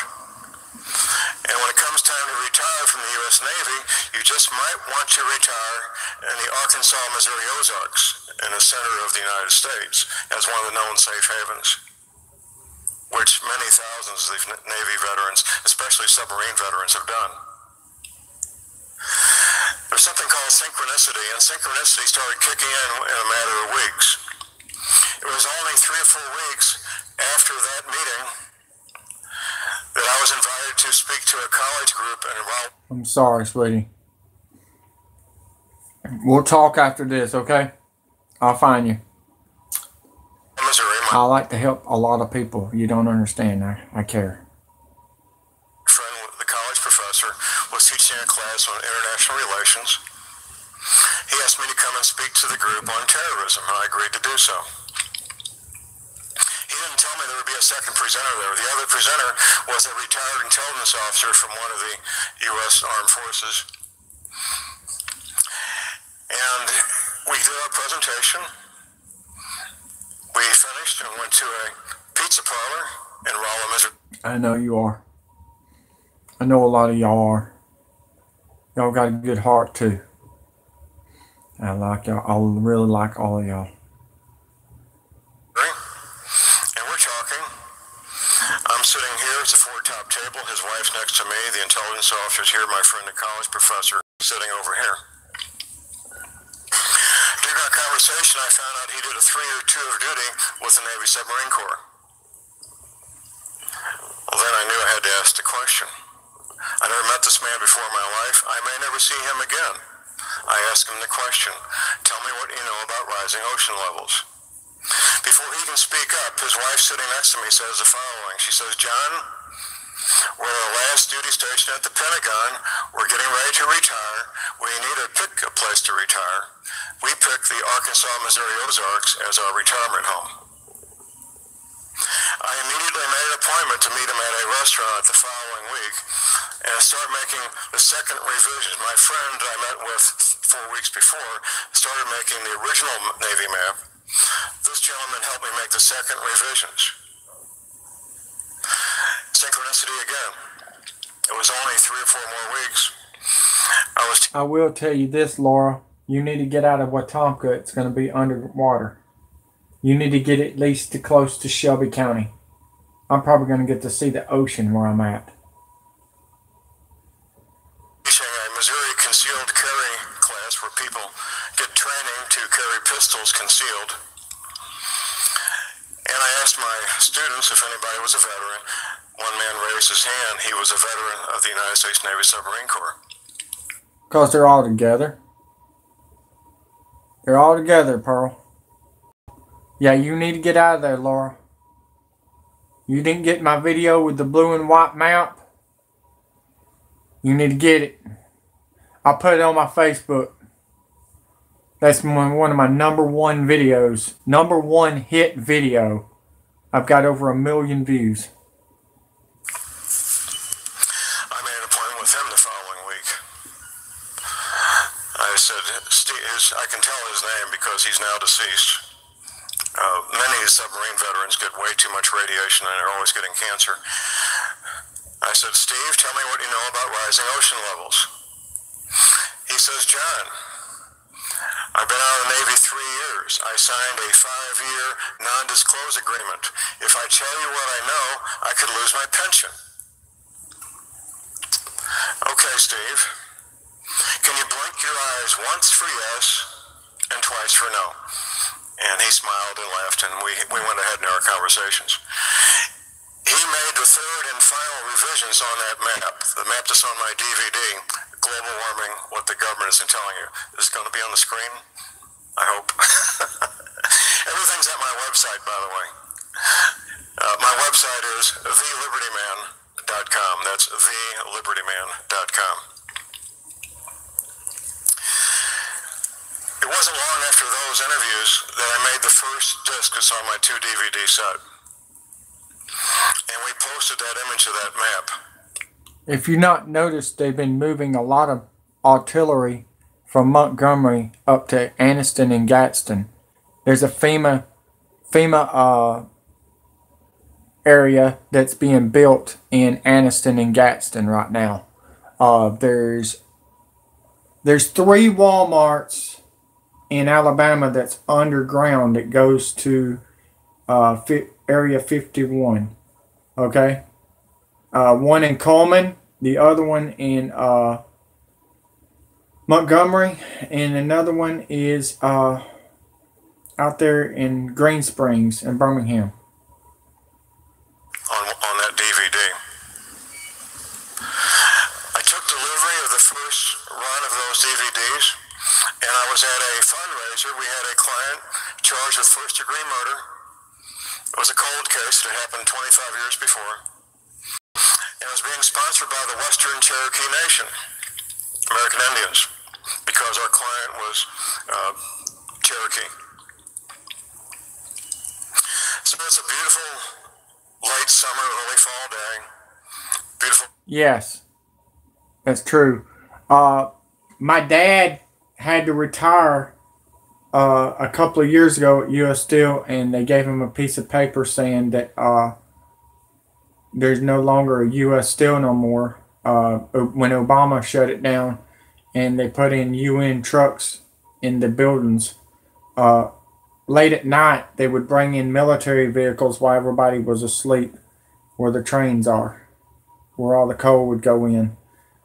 Yeah, believe it or not, they even got the coal way up in the air where you can't even see the vehicles that's inside the freaking coal area. The coal mines are being built for us to be buried alive. Or not buried alive, but buried, period. They're going to kill us. That's, believe it or not, the coal mines made our grave. That's the booms we are hearing. Yes. Yes. That's what we've been hearing in Alabama.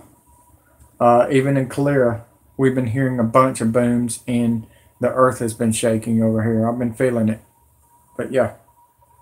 Weather, live music, great food, everybody's having a good time. I see a gentleman walking around with this official-looking ID badge. It says, Tim Spencer, Director, Emergency Preparedness, Western Cherokee Nation. So I strike up a conversation with him. Yep, just like World War II. Just like it. And we're talking about a lot of things, mostly to do with preparedness and safety and all those related topics. And I decided I would give him a copy of my DVD. So he takes it. He calls me up a week later, and I barely know this man. We've since become very close friends. He's now become my webmaster and co-host with me on my radio show. He calls me up a week later and says, John. No, I've been hearing a lot of helicopters going across the sky, heading toward the Gulf. But I haven't, and I've been hearing a lot of trains coming down the road, and I've been hearing, oh yeah, by the way, the things you were talking about, throwing them in the fire and everything, I've seen them going down the street or going down the road with like they're in trailers, and they're just driving in like white vehicles, white trucks, and like, I don't know how to explain it. I wish I had a picture of it. My father fought World War II, Korea. So did mine. My grandfather, Private Wilson White. You can go look him up. They even got a song for him. I watched your DVD. I said, okay. John, I've seen that map before. Now, I didn't know at the time that he was a veteran of the U.S. Navy Submarine Corps. He says, John, I was in New Orleans. I was doing classified work for the Navy. I I walked across the hall to get a cup of coffee. And there's that map on the wall. Your map is on the wall. So he talks to a Master Chief. A Master Chief at that time would have been old enough to be his father. Tim Spencer would have been 21, 22 years old. The Master Chief was probably 43, 45 years old, somewhere in there. Master Chief, what is this map? The Master Chief says, young sailor, all you need to know is the white areas. The white areas are the safe areas. When you retire from the Navy, you want to live in the white area. That's the Arkansas, Missouri Ozarks. Now, at the time, Tim Spencer wasn't told why there was a designated white area and what those other markings on the map meant. He was just told that was a safe area. His assumption was there was going to be a nuclear attack on the United States, and that would be a safe area. It was many decades later when he found out the real reason. It was maybe 6 or 8 months later. And it sounds like a leaf blower, you said? Interesting. Wow. Tim Spencer is a student of mine in my concealed carry class, along with his wife, Laurie. And we're having lunch, and we're talking about different things, and Laurie says the following. Now, Laurie and Tim are both from Central Florida. Very scary, like 12 midnight till 3 a.m. Well, that's around the time they're going to put people in FEMA camps, would be 3 a.m. Yes, keeps me up. Yeah. Okay. Well, you know what keeps me up? My earthquake app and my,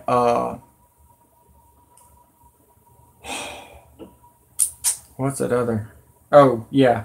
My TV going off with the alert system. The national alert system comes on every night. Laurie says, John, I don't like cold weather. I don't like snow.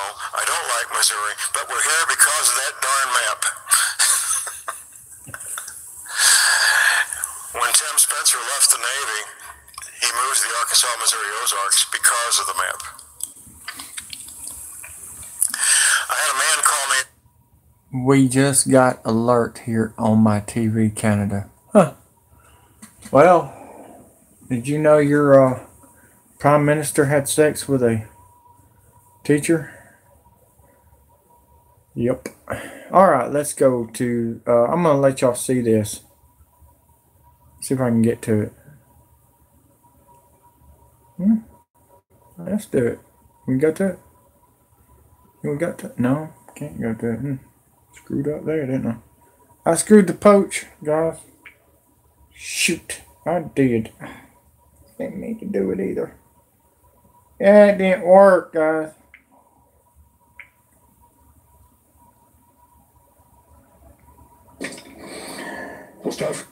Hold on. Shoot. What am I going to do here? This is John Moore, folks. Former Navy. Let's see if I can get him. Let me see if I can fix this. Let me fix the camera. This is former Navy. This is the guy that I speak for. He knows what's up, guys. He cares. He has a big heart. I know that. I'm going to have to do this. Take that off. There you go. Y'all seen his face. Now, I want y'all to see the map. He's going to put up the map in a minute, and I want y'all to see it. Let's see if I can get to it.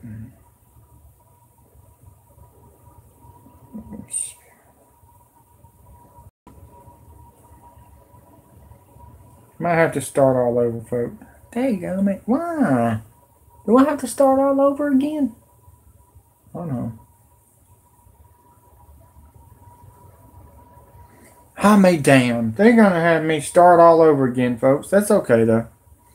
It's okay. It's more important for y'all to get the whole thing. And I think might as well.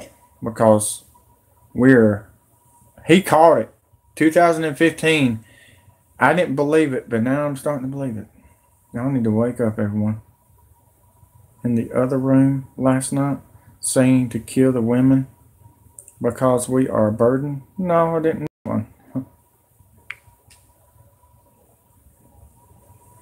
Nibiru is coming. It's not Nibiru, it's Wormwood. Good morning, ladies and gentlemen. I'm John Moore. I'm from St. Louis, Missouri, here in proud Czech Republic on the 22nd day of July, 2017. It's really a pleasure to be here. We'll start from the beginning. 51 years ago, young John Moore, 19 years old, knew that he was headed for the Army and headed for Vietnam. So he enlisted for the option of going into military intelligence. I graduated from military intelligence school, went to Vietnam where I worked in psychological warfare for a year, came back to the States, was in Special Forces the last year of my Army career, active duty, left the Army, there we go, and became a paralegal. So that's twice that I had formal education to train and discipline my brain to basically become a research tool. After becoming a paralegal, it was only 8 or 10 months later, I was recruited to become a private detective. I was only doing that 3 or 4 months when I was recruited once again to become a criminal defense investigator at the age of 25. I investigated my first homicide at the age of 25 in the fall of 1973, a double homicide. I spent most of my adult life investigating crimes, homicides, burglaries, rapes, armed robberies, and so forth, as a criminal defense investigator. A lot of civil investigations also along the way. 17 years ago, the year 2000, I was working my dream job. Many of you have probably seen the film The Great Escape, starring Steve McQueen. That movie was based on a book written by the man I was working for, Mr. Charles Shaw, who was captured and escaped from German POW camps 5 times during World War II. It was a good life at the time. I had always one murder case in my inventory of cases, a number of other criminal cases. The late winter, early spring of 2000, 2 friends of mine approached me separately, and one didn't know the other was going to do it. And they started telling me about this something called Nibiru, Planet X, Wormwood, the destroyer. I listened to them patiently, and I thought, boy, I didn't say this, but I thought, man, you guys need tinfoil hats really bad. This is crazy stuff. But I knew these men well enough that I should go ahead and check it out. So I talked to a friend of mine who is an outside vendor for the lettered government agencies, U.S. government agencies. I told him about this. He basically told me I needed a tinfoil hat. He said, John, I'll check it out. I'll get back with you. About 4 weeks later, he got back with me. He says, John, it's exactly what you said it is. The federal government of the United States has known about this since 1979. They've been getting ready for it since 1979. Yes, it is true. That's when I began my personal research in year 2000. I did a thing many of you are interested in Planet X and Nibiru have been doing for years. I found out about Dr. Emmanuel Velikovsky, Zechariah Sitchin. I became friends with my friend Professor James McCanning. And I'm researching and I'm learning a lot. The same things that many people learn. The summer of 2007, something else happened. I was having lunch with a friend who served with the U.S. Navy submarines. And I'm telling him about Nibiru and Planet X. And he starts telling me about a classified briefing he attended in the U.S. Navy in 1985. At that briefing, he was told the following: Gentlemen, during your lifetimes, these oceans will come out of their banks, flooding all coastal areas worldwide. And when it comes time to retire from the U.S. Navy, you just might want to retire in the Arkansas, Missouri Ozarks in the center of the United States as one of the known safe havens, which many thousands of Navy veterans, especially submarine veterans, have done. There's something called synchronicity, and synchronicity started kicking in a matter of weeks. It was only 3 or 4 weeks after that meeting that I was invited to speak to a college group in Rolla, Missouri. My friend, the college professor, was teaching a class on international relations. He asked me to come and speak to the group on terrorism, and I agreed to do so. He didn't tell me there would be a second presenter there. The other presenter was a retired intelligence officer from one of the U.S. Armed Forces. And we did our presentation. We finished and went to a pizza parlor in Rolla, Missouri, and we're talking. I'm sitting here, it's a 4-top table, his wife's next to me, the intelligence officer's here, my friend the college professor sitting over here. During our conversation, I found out he did a 3-year tour of duty with the Navy Submarine Corps. Well, then I knew I had to ask the question. I never met this man before in my life. I may never see him again. I asked him the question, tell me what you know about rising ocean levels. Before he can speak up, his wife sitting next to me says the following. She says, John, we're at our last duty station at the Pentagon. We're getting ready to retire. We need to pick a place to retire. We picked the Arkansas, Missouri Ozarks as our retirement home.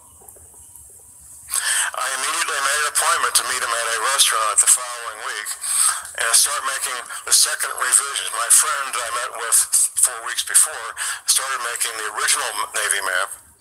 This gentleman helped me make the second revisions. Synchronicity again. It was only 3 or 4 more weeks. I was teaching a Missouri concealed carry class where people get training to carry pistols concealed. And I asked my students if anybody was a veteran. One man raised his hand. He was a veteran of the United States Navy Submarine Corps. I made an appointment with him the following week. I said, Steve, I can tell his name because he's now deceased. Many submarine veterans get way too much radiation and are always getting cancer. I said, Steve, tell me what you know about rising ocean levels. He says, John, I've been out of the Navy 3 years. I signed a 5-year non-disclose agreement. If I tell you what I know, I could lose my pension. Okay, Steve. Can you blink your eye once for yes and twice for no? And he smiled and laughed, and we went ahead in our conversations. He made the third and final revisions on that map, the map that's on my DVD, Global Warming, What the Government Isn't Telling You. Is it going to be on the screen? I hope. Everything's at my website, by the way. My website is thelibertyman.com. That's thelibertyman.com. It wasn't long after those interviews that I made the first disc that's on my 2 DVD set. And we posted that image of that map on that DVD. I took delivery of the first run of those DVDs, and I was at a fundraiser. We had a client charged with first-degree murder. It was a cold case that happened 25 years before. It was being sponsored by the Western Cherokee Nation, American Indians, because our client was Cherokee. So it's a beautiful late summer, early fall day, beautiful weather, live music, great food, everybody's having a good time. I see a gentleman walking around with this official-looking ID badge. It says, Tim Spencer, Director, Emergency Preparedness, Western Cherokee Nation. So I strike up a conversation with him. And we're talking about a lot of things, mostly to do with preparedness and safety and all those related topics. And I decided I would give him a copy of my DVD. So he takes it. He calls me up a week later, and I barely know this man. We've since become very close friends. He's now become my webmaster and co-host with me on my radio show. He calls me up a week later and says, John, I watched your DVD. I said, okay. John, I've seen that map before. Now, I didn't know at the time that he was a veteran of the U.S. Navy Submarine Corps. He says, John, I was in New Orleans. I was doing classified work for the Navy. I walked across the hall to get a cup of coffee. And there's that map on the wall. Your map is on the wall. So he talks to a Master Chief. A Master Chief at that time would have been old enough to be his father. Tim Spencer would have been 21, 22 years old. The Master Chief was probably 43, 45 years old, somewhere in there. Master Chief, what is this map? The Master Chief says, young sailor, all you need to know is the white areas. The white areas are the safe areas. When you retire from the Navy, you want to live in the white area. That's the Arkansas, Missouri Ozarks. Now, at the time, Tim Spencer wasn't told why there was a designated white area and what those other markings on the map meant. He was just told that was a safe area. His assumption was there was going to be a nuclear attack on the United States, and that would be a safe area. It was many decades later when he found out the real reason. It was maybe 6 or 8 months later. Tim Spencer is a student of mine in my concealed carry class, along with his wife, Lori. And we're having lunch, and we're talking about different things, and Lori says the following. Now, Lori and Tim are both from Central Florida. Lori says, John, I don't like cold weather, I don't like snow, I don't like Missouri, but we're here because of that darn map. When Tim Spencer left the Navy, he moved to the Arkansas, Missouri Ozarks because of the map. I had a man call me up late winter, early spring of 2009. He had bought my DVD, he watched it, he was living in Montana. He told me the following. He says, John, I watched your DVD. I said, okay. He says, John, I've seen that map before. I said, really? He says, yeah, really. This is important. He says, it was 1979. I was a young sailor stationed in New Orleans. I got the assignment to set up a briefing room, the chairs, the lights, the sound system. And there was this map on the wall. It had these strange markings on it. It was your map, John. He says, I wasn't allowed to be in the briefing room. It was a Saturday morning briefing for admirals, flag rank officers. He says, John, admirals don't do Saturday morning briefings. So these men show up, they're smoking cigars, telling jokes. How's the wife? How's the family? And they go in the briefing room, which had a closed door guarded by an officer. They don't guard doors with officers. It's almost always a Master Chief. When they came out of the briefing, no more joking, no more cigar smoking. They all looked like their puppy dogs had just died. They were very morose. 1979 was also the year, the best I can tell, that the Pioneer 10 space probe found Nibiru, Planet X. Now, most of astronomy is not is mathematics. Yes, they do look at stars and they take lots of photographs. Is mathematics. And they've known since about 1900, 1908, somewhere along in there, that something very far out in space, very big, was causing these planets to perturbate. When they got to a certain point, they would do that wobble, that perturbation. So they did their mathematical calculations. They knew if they went out in a certain direction far enough, they would find what was causing that, and they did. 1979. They've been tracking it ever since. When people hear a lecture like this, they want to hear about credentials. I'm not a scientist. I played football in high school. I'm no scientist. I'm a homicide detective. But I'm a pretty smart guy, and I've met some interesting people, and I found some interesting information. And now when it comes to looking at stars, let's talk about some credentials. Dr. Robert Harrington. Dr. Harrington was was the supervising astronomer of the United States Naval Observatory. Now, if you're going to draw a paycheck for looking at stars, is there any more upward mobility once you've become the supervising astronomer of the United States Naval Observatory? Where else can your career go? Write books, make lectures? I mean, I don't know. Dr. Harrington was interviewed by Zechariah Sitchin in his office at the United States Naval Observatory. What's publicly available is a 10-minute clip from a 1-hour interview. I've talked to the producer. They said that since Mr. Sitchin died, there's family squabbles over the money in the estate and the copyright, who owns copyright to the full hour, which we may never see. The 10 minutes, however, appears on a DVD titled Are We Alone in the Universe? Are We Alone in the Universe? That's the title of the DVD. So here's Dr. Harrington in his office at the United States Naval Observatory. Here's Zechariah Sitchin. Dr. Harrington confirms Zechariah Sitchin's work. He says, here's the orbit of the 10th planet, Nibiru, very close to the orbit that you found, Mr. Sitchin, in your studies. He describes its size, 5 to 7 times the size of Earth. He says it has a very large iron nickel core, which gives it more effect as far as gravity and electromagnetic energy.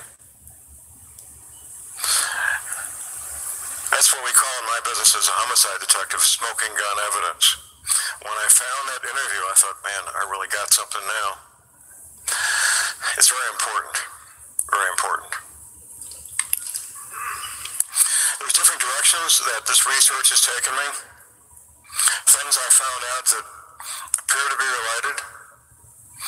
One thing I ask my audience frequently is, anybody seen Al Gore's documentary, An Inconvenient Truth, the entire thing? Most people won't admit to watching the whole thing. Some people say I watched some of it, some people say I never watched it. Al Gore's documentary has some science and some science fiction in it. Now, he does say that there will be violent rising of the ocean levels. He also says it'll be the middle of the century, which would be more or less 2050.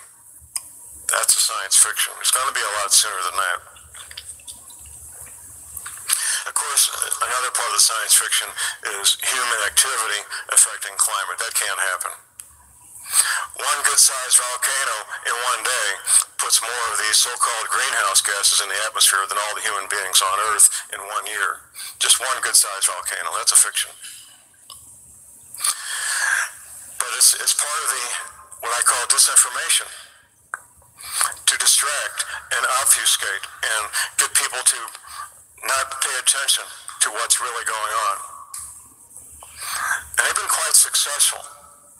There may be 1.5% of the adults on this planet, and that's pretty optimistic, that understand the real deal. Most people believe either that climate change is a consequence of human activity, or climate change is a natural, slow-moving process that we can't do anything about anyway. That's what most people believe most of the time.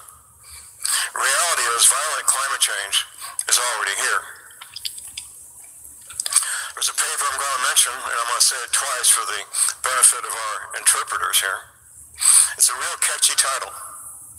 There's a free download on my website at thelibertyman.com.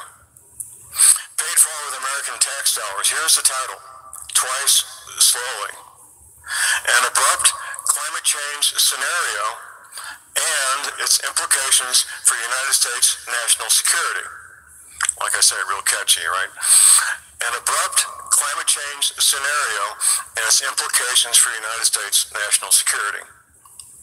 Oh, they got it up there. Good. Thank you. 21 pages. Published in 2003. 2 researchers were hired by the United States Department of Defense to research and publish What would happen if two possible future scenarios took place? The first scenario, the Gulf Stream slowing down dramatically, and the consequences of that. The second scenario, the Gulf Stream stopping completely, and the consequences of that. Ladies and gentlemen, once you hear what I'm about to tell you, you will find this to be 21 of the scariest pages you will ever read in your life, for the following reason. Now, in 2004, the paper was published in 2003. I first found it in 2004.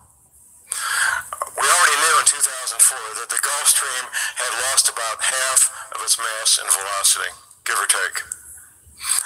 The scientists at the time were believing that it would be maybe 20, 25 years in the future that the Gulf Stream would stop completely. It might be a good time to talk about what is the Gulf Stream. The scientists call the Gulf Stream, it's a mouthful for our interpreters once again, the North Atlantic Thermohaline Conveyor. The North Atlantic Thermohaline Conveyor. Benjamin Franklin gave it the name the Gulf Stream a couple hundred years ago. Warm water that comes out of the Gulf of Mexico and the Caribbean goes up the east coast of Florida, past Georgia, past South Carolina, gets to about Cape Hatteras, North Carolina, where it starts going, I'll do the opposite map, east by northeast towards England. And it did so for we don't know how many centuries, up until June 12, 2010. Now you want evidence? I know people here want evidence. And my entire adult life has been in the world of evidence. Here's the evidence. The United States Navy, every 24 hours, publishes a brand new map showing ocean surface temperatures. There's a link on my website to the U.S. Navy website. There'll be a warning that comes up, warning, warning, don't go here, your computer's going to explode, don't worry about it, it's not going to hurt your computer. Now they show the ocean surface temperatures in colors. Reds and yellows are warm, blues and dark blues and purples are cold. And you can see the Gulf Stream coming up the east coast of Florida, past Georgia, South Carolina, gets to Cape Hatteras, North Carolina, and it starts going towards the British Isles, which it does for 200 or 300 miles, does a little loop to no more Gulf Stream. I was introduced to Dr. Luigi Zangari, a PhD scientist living and working in Italy, in July of 2010. And once again, on my website at thelibertyman.com, we have 2 radio interviews. The 3rd Friday and 4th Friday of July 2010, 1 hour each. The first interview, Dr. Zangari said the following: we believe the Gulf Stream stopped last month, we're not sure, we need to recheck our calculations. The following week, he verified. Yes, in fact, the Gulf Stream stopped June 12th, 2010. So what does this mean? We also found out something else. This was news to me.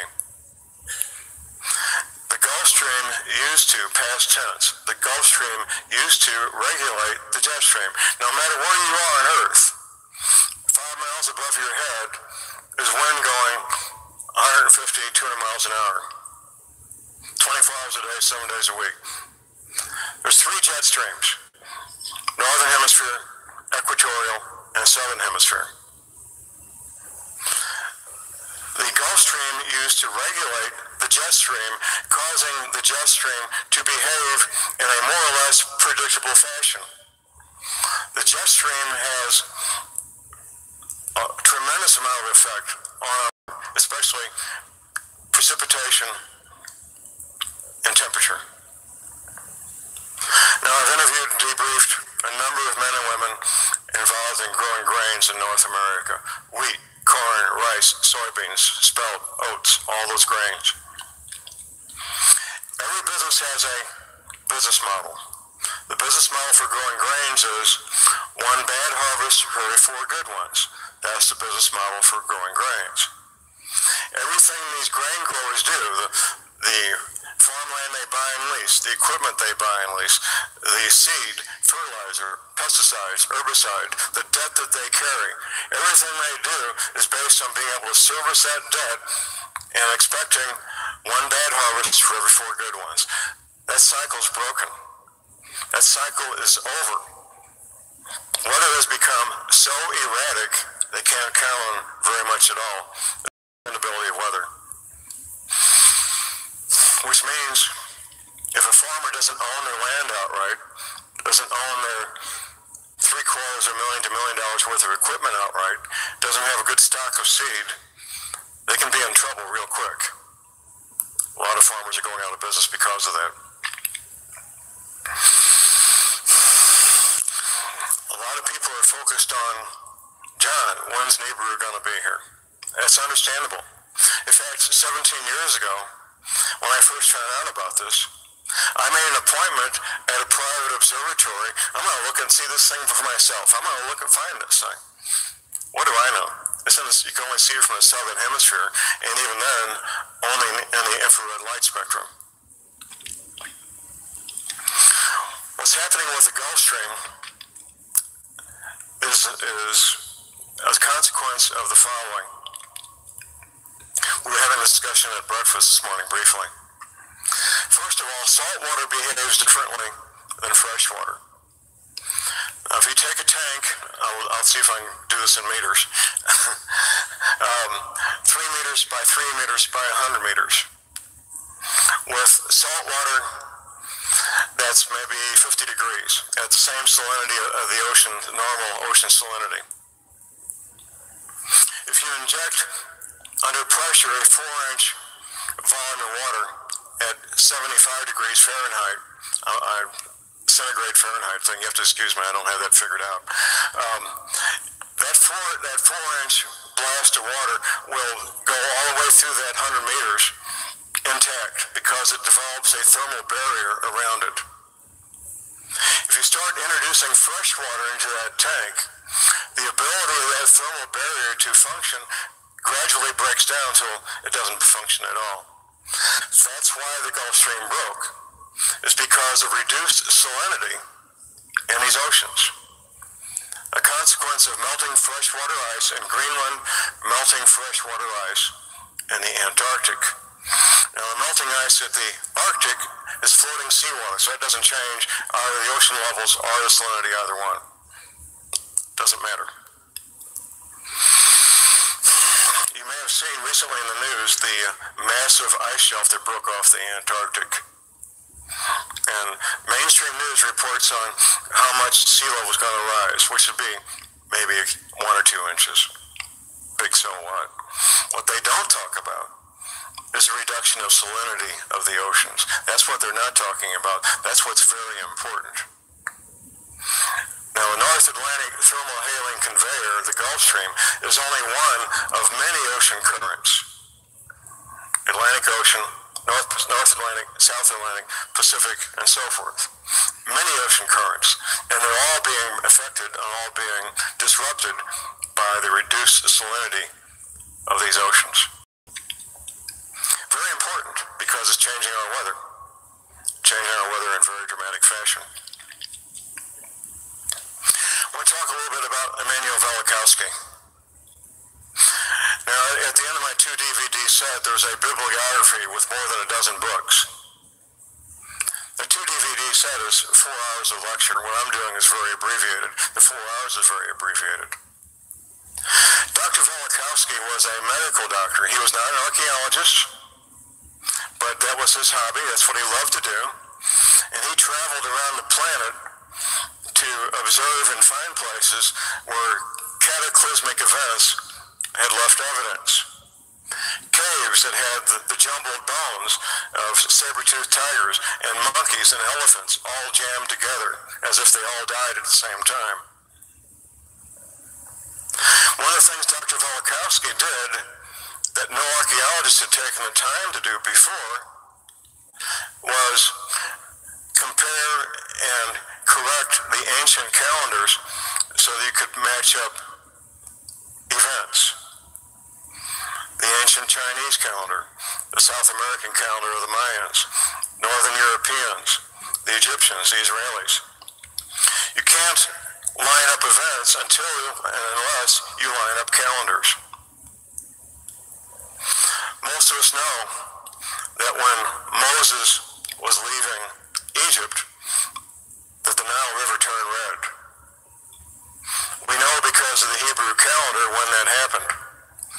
We also know because of Dr. Velikovsky that the calendar in China recorded the same event at the same time, the water in China turning red. We know because Dr. Velikovsky worked that the Mayans recorded their waters turning red, and the Northern Europeans the same thing. All the water on the planet turned red at the same time. Probably iron oxide, probably part of Nibiru. Very important work. Dr. Velikovsky was hammered mercilessly, made fun of, marginalized. Everything the mainstream media and the powers that be could do to make sure people didn't pay attention to Dr. Velikovsky. Well, his work is still available. Read his work. It's very foundational. Zechariah Sitchin. And you take one look at Zechariah Sitchin and say, yeah, there's a guy who spent 40 years in a library. I mean, he's got that scholarly look about him. He could pick up Babylonian and clay tablets and read them like we read the newspaper. Quite a talent. And it's very critical that he and Dr. Harrington got together for that interview. I'm so glad that happened, and they made a record. Dr. Harrington, not long after that interview, which was in the late 1980s, he announced publicly he was packing up equipment, and he's going to go to the Antarctic and see the same for himself, which he did. He packed up his equipment, he went to the Antarctic, and 3 or 4 months later, he was dead from cancer. And we see Dr. Harrington, he looks like he could be a former football player, a big, vigorous, tough guy, pocket protector, thick eyeglasses, but a big, tough guy, healthy guy, dead from cancer in 3 or 4 months. A lot of speculation about that, but there's no evidence to back up any of the speculation about the circumstances of his death. His research assistant, shortly after Dr. Harrington's death, said, I don't believe in Planet X or Nibiru. I'm not going to do any more work in that area. He got the memo. He got the memo.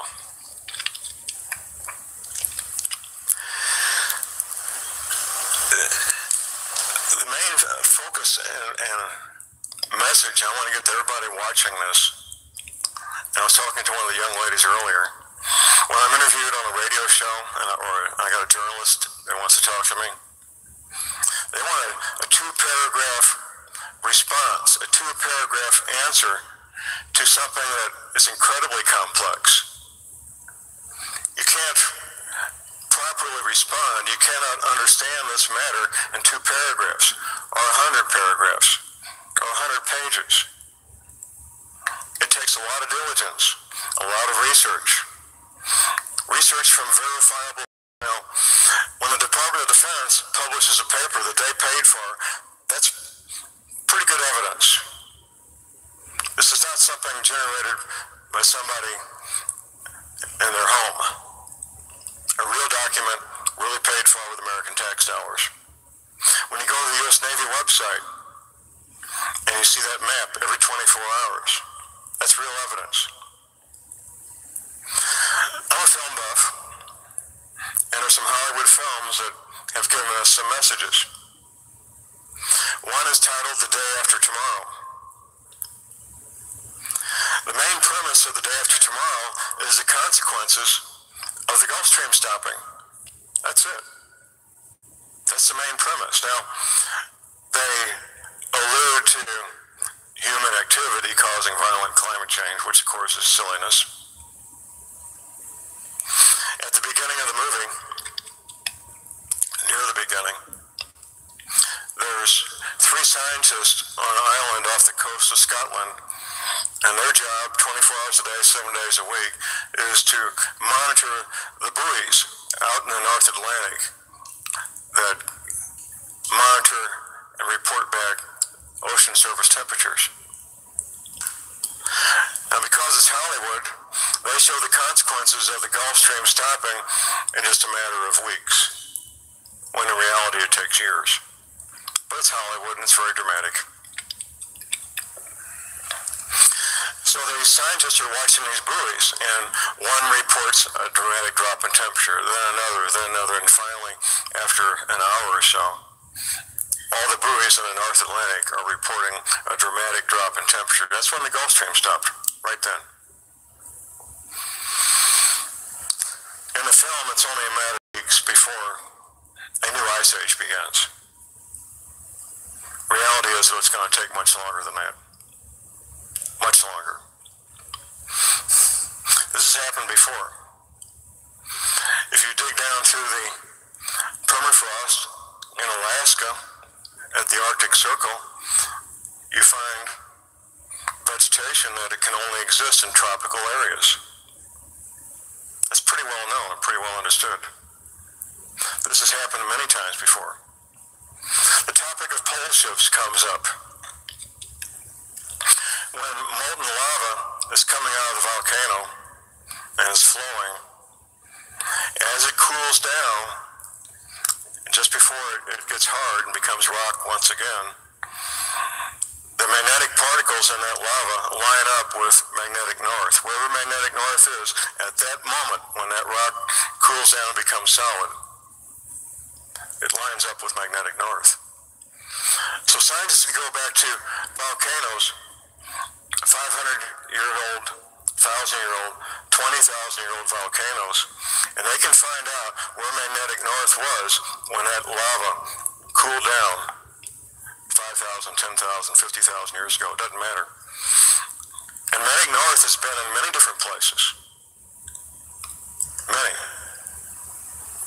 This is real science and easily verifiable. Most of these pole shifts are generally 12, 15 degrees. It may not sound like much, but it's a lot. The next one, I believe, will be dramatically greater than that, possibly as much as 45 degrees. And that's a lot of that part of science is what I might call educated speculation. Quite frankly, it is. It's enough to know that it's going to happen, and we do know that it's happened many times in the past. Many times. This one will be a devastating one. Most people on this planet will die. At least 9 out of 10, maybe 95 out of 100. I don't know. Most people on this planet live within, let's see if I can do kilometers, 100 kilometers of an ocean, 150 kilometers of an ocean. That's that way in the United States. Most people live on the East Coast and the West Coast and the Gulf Coast. The middle of the country where I live doesn't have nearly as many people. These are the areas that will be dramatically affected, devastated underwater. A friend of mine was on a vacation out west, I think in Arizona, and he climbed to the top of one of these mesas. We've all seen the photographs of the mesas in the western, these rock formations that are flat on top. He climbed to the top of one of these mesas, and he says, "John, there's seashells all over the top of this darn thing." I said, "Oh yeah, really?" He said, "Yeah, seashells. Not the fossils of seashells, they were the seashells. Not the fossils, actual seashells." Yes, this has happened before. When you see the Navy map, you'll see the following. Beginning at the Canadian border in Nova Scotia up there, and coming south, we have devastation typically 50 to 100 miles inland. The Navy veterans that I debriefed, they all said that the ocean will be as far inland as the Blue Ridge Parkway. Now, the Blue Ridge Parkway is a road that people like to drive, especially in the fall when the leaves are turning colors. It runs north-south, typically about 100 miles from the ocean. Typically.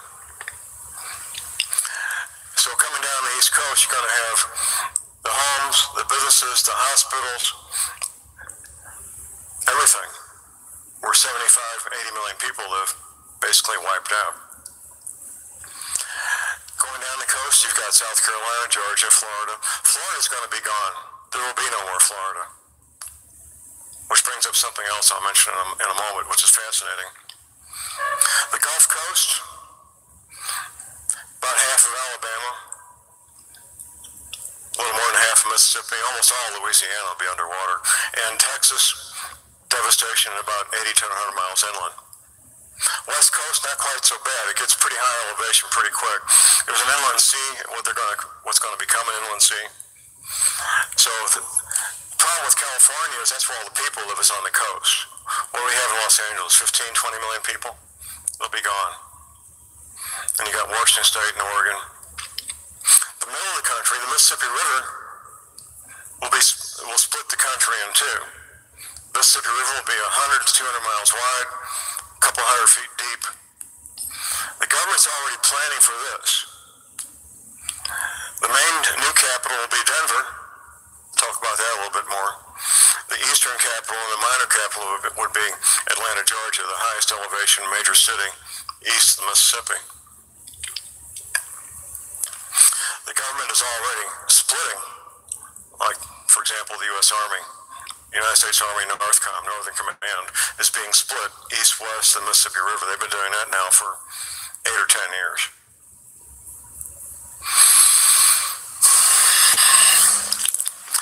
There's a project that I'm working with my listeners on my radio show, and I could not possibly do this by myself. And Florida reminded me of it.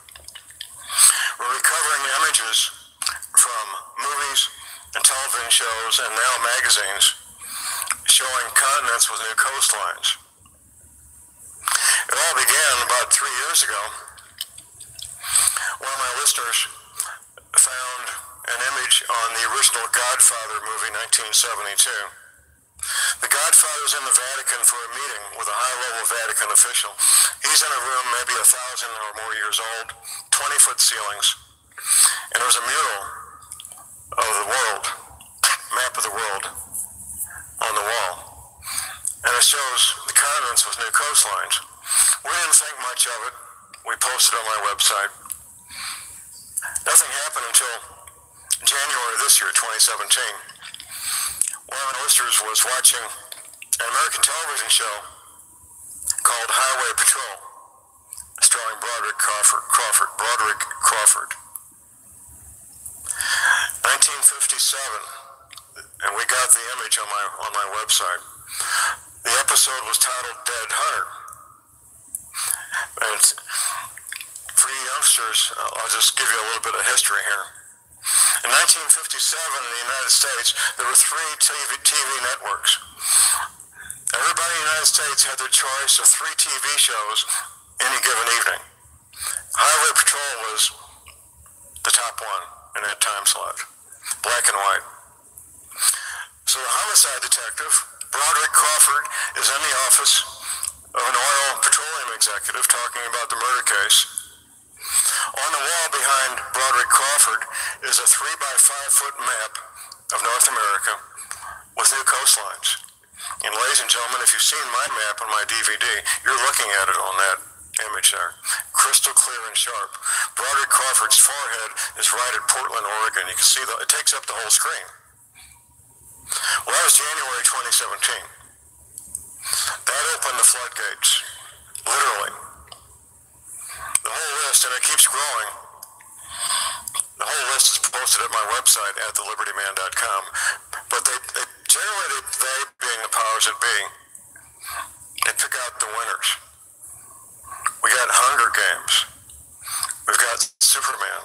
We've got A Beautiful Mind. We've got Superman Returns. And many others.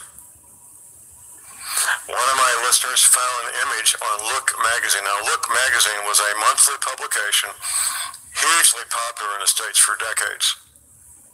1952, the Navy map is published. Now, the article was about UFOs, but the map they showed is the Navy map showing Florida gone, new coastlines, inland sea. That one kind of surprised me. I didn't expect to see an image going that far back to 1952, but it's right there. 1955, a children's show called Captain Midnight. The image is on there.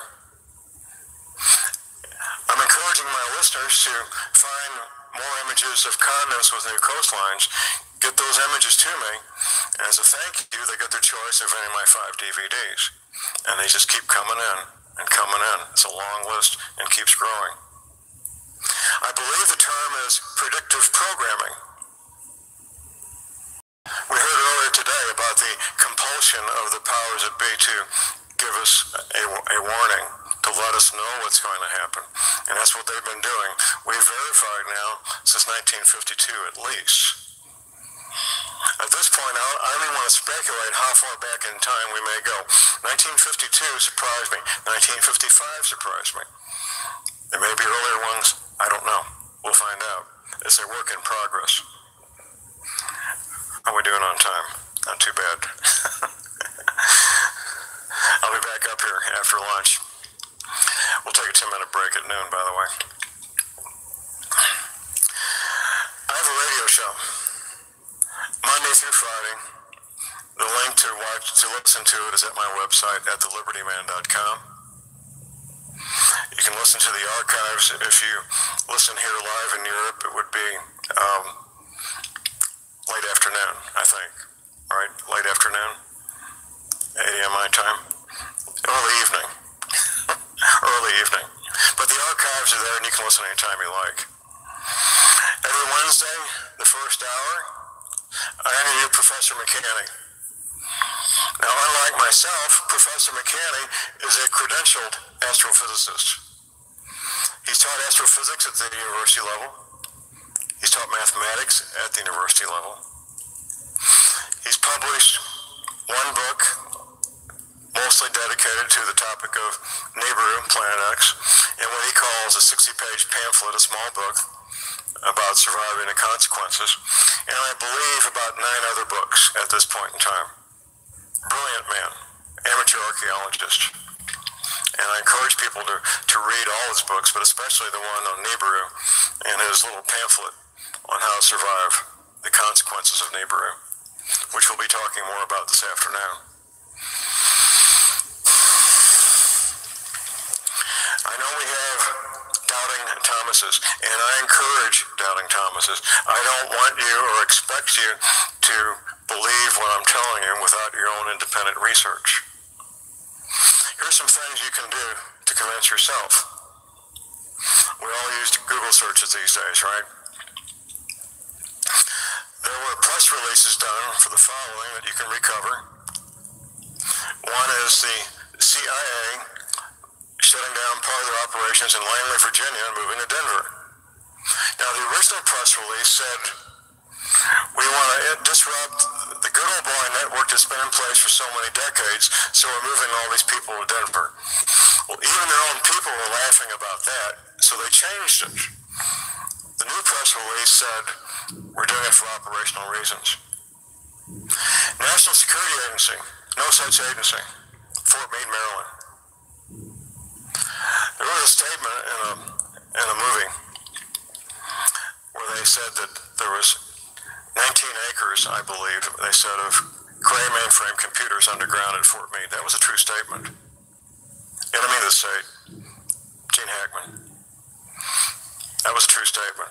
The press release for moving Fort Meade, NSA, to Denver and to Utah was the following, which if you know about how the American power grid works, it's hilarious. They say the local electric provider utility cannot provide us enough electricity that meets our requirements at Fort Meade, so we're moving to Denver. That's hilarious, because electricity is bought and sold back and forth across the 50 states like any other commodity. You need more electricity, just buy it, and it's shipped in from wherever it needs to come in. So that's obviously a cover story, obviously. Do we have any scientists in the audience? Anybody who took chemistry in school? A couple? Okay. Now think about this. it's the end of World War II and you want to set up a place to work on really fun stuff like anthrax, for example, would it be a smart idea to get maybe a 200-acre island 100 miles off the coast of the United States where it'd be safe and you could play around with anthrax and other biological things? That's what they did. Right after World War II, they bought an island called Plum Island. Plum just like the fruit, Plum Island. And you can, once again, using Google Images, you can see an image of Plum Island. It's a 200 or 250-acre golf course with 5 buildings on it. The press release says, we ran out of room on Plum Island, so we have to move to the worst place you can imagine. Manhattan, Kansas, in the middle of the most important and productive agricultural real estate on the planet, Manhattan, Kansas. That's where they moved the biological testing facility. And by the way, Plum Island, I think it's still for sale if anybody wants to buy it. No takers, right? These are press releases that anybody can find doing their own independent research. I've talked to any number of business people. They may have 10 employees, maybe 100. Let's say you've got 5,000 employees working at Langley, Virginia, and you want to move them to Denver, which is, probably 1,700 miles one way. Before you move the first person, you have to duplicate in Denver everything you've got at Langley, Virginia. The building, the workstations, housing for all these people and their families. An incredibly expensive undertaking, to say the least. But that's what they did. They did it because they have no choice. They did it because they know what's coming. Now, if it was going to happen 30 or 40 years in the future, why would you move people now who are going to be retired 30, 40 years in the future? Does that make any sense? No. You do it when you have no choice. Many people, I found some who didn't know this, but it's been pretty widespread in the alternative media, even in the mainstream media. I've seen it in the mainstream media. The massive, brand new, shiny, empty cities in China, in the Gobi Desert. Nobody lives there. Not voluntarily. Beautiful, brand new cities that have nobody except custodial caretakers there. How many million people could live in these cities? 10, 30, 40 million. The ones who've been chosen and survived by the Politburo. Who would these people be? Most intelligent, most productive, the most athletic, most handsome, most attractive women to start over. And of course, the sons and daughters of the Politburo, doesn't matter how smart they are, they're going to be there anyway, right? When I ran for United States in 1996, I remember news reports that the Russians were building underground cities in the Ural Mountains. I was talking to my team and I said, what's this about? The Cold War is over. Why are they spending hundreds of millions of dollars to build underground cities in the Ural Mountains? We didn't know. It didn't make any sense. Now it makes sense. It makes absolute sense. The Vatican Library, and you can find the press releases for this easily. The Vatican Library was closed, I believe, for 3 years, if I'm not mistaken, for renovation. Now, the Vatican Library had been open every working day for centuries, many centuries. Closed for renovations. Now, we know that. Now it's back open. What we don't know is what the real reason was. I don't necessarily believe that it was closed for renovations. Typically, a library like that, they would close part of it, leave part open as they did their renovations. It is the most important repository of ancient documents on the planet, as far as I can tell. And the Vatican has survived lots of things the past 1,700 years, and they fully intend to survive this also. A friend of mine, he's a radio frequency engineer at a very high level. He was given a contract to set up two-way military-grade radio communications between a a Catholic facility in St. Louis, Missouri, and the Vatican. This would have been about 1998. We didn't know about Niebuhr back then, at least I didn't. But now it makes perfect sense why they would do that. There's not going to be any press releases on that, by the way. That's very private. That's it, folks, for right now. You get my drift now? You see why they're doing this? Anybody got stuff left on there? All I can tell y'all guys is get ready. We know what's up now. Where is this at? Okay. This is the... Y'all see that? That's the, that's California. I've got to set out a minute. It's over. I'm going to be back at 4 o'clock. Thought you might want to know that. You heard what he said. 100 miles inland, folks. You see why they've been cleaning out everybody on the East Coast and the Gulf Coast during hurricanes? They're doing it on purpose, folks. They're either telling them to get the fuck out or they're killing you. And that's what they're doing, folks. That's what they're doing. You don't listen, they're going to kill you. And that's their plan. But I will tell you this. It's going to get worse. It's going to get worse.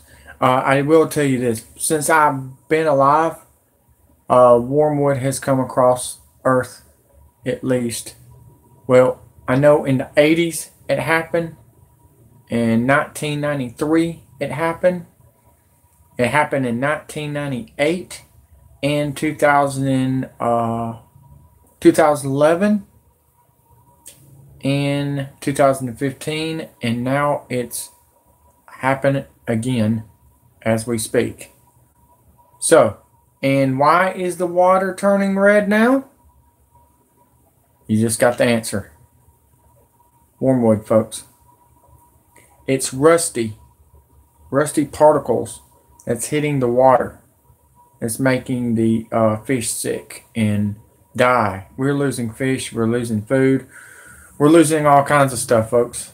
But all you can do is get ready for this thing.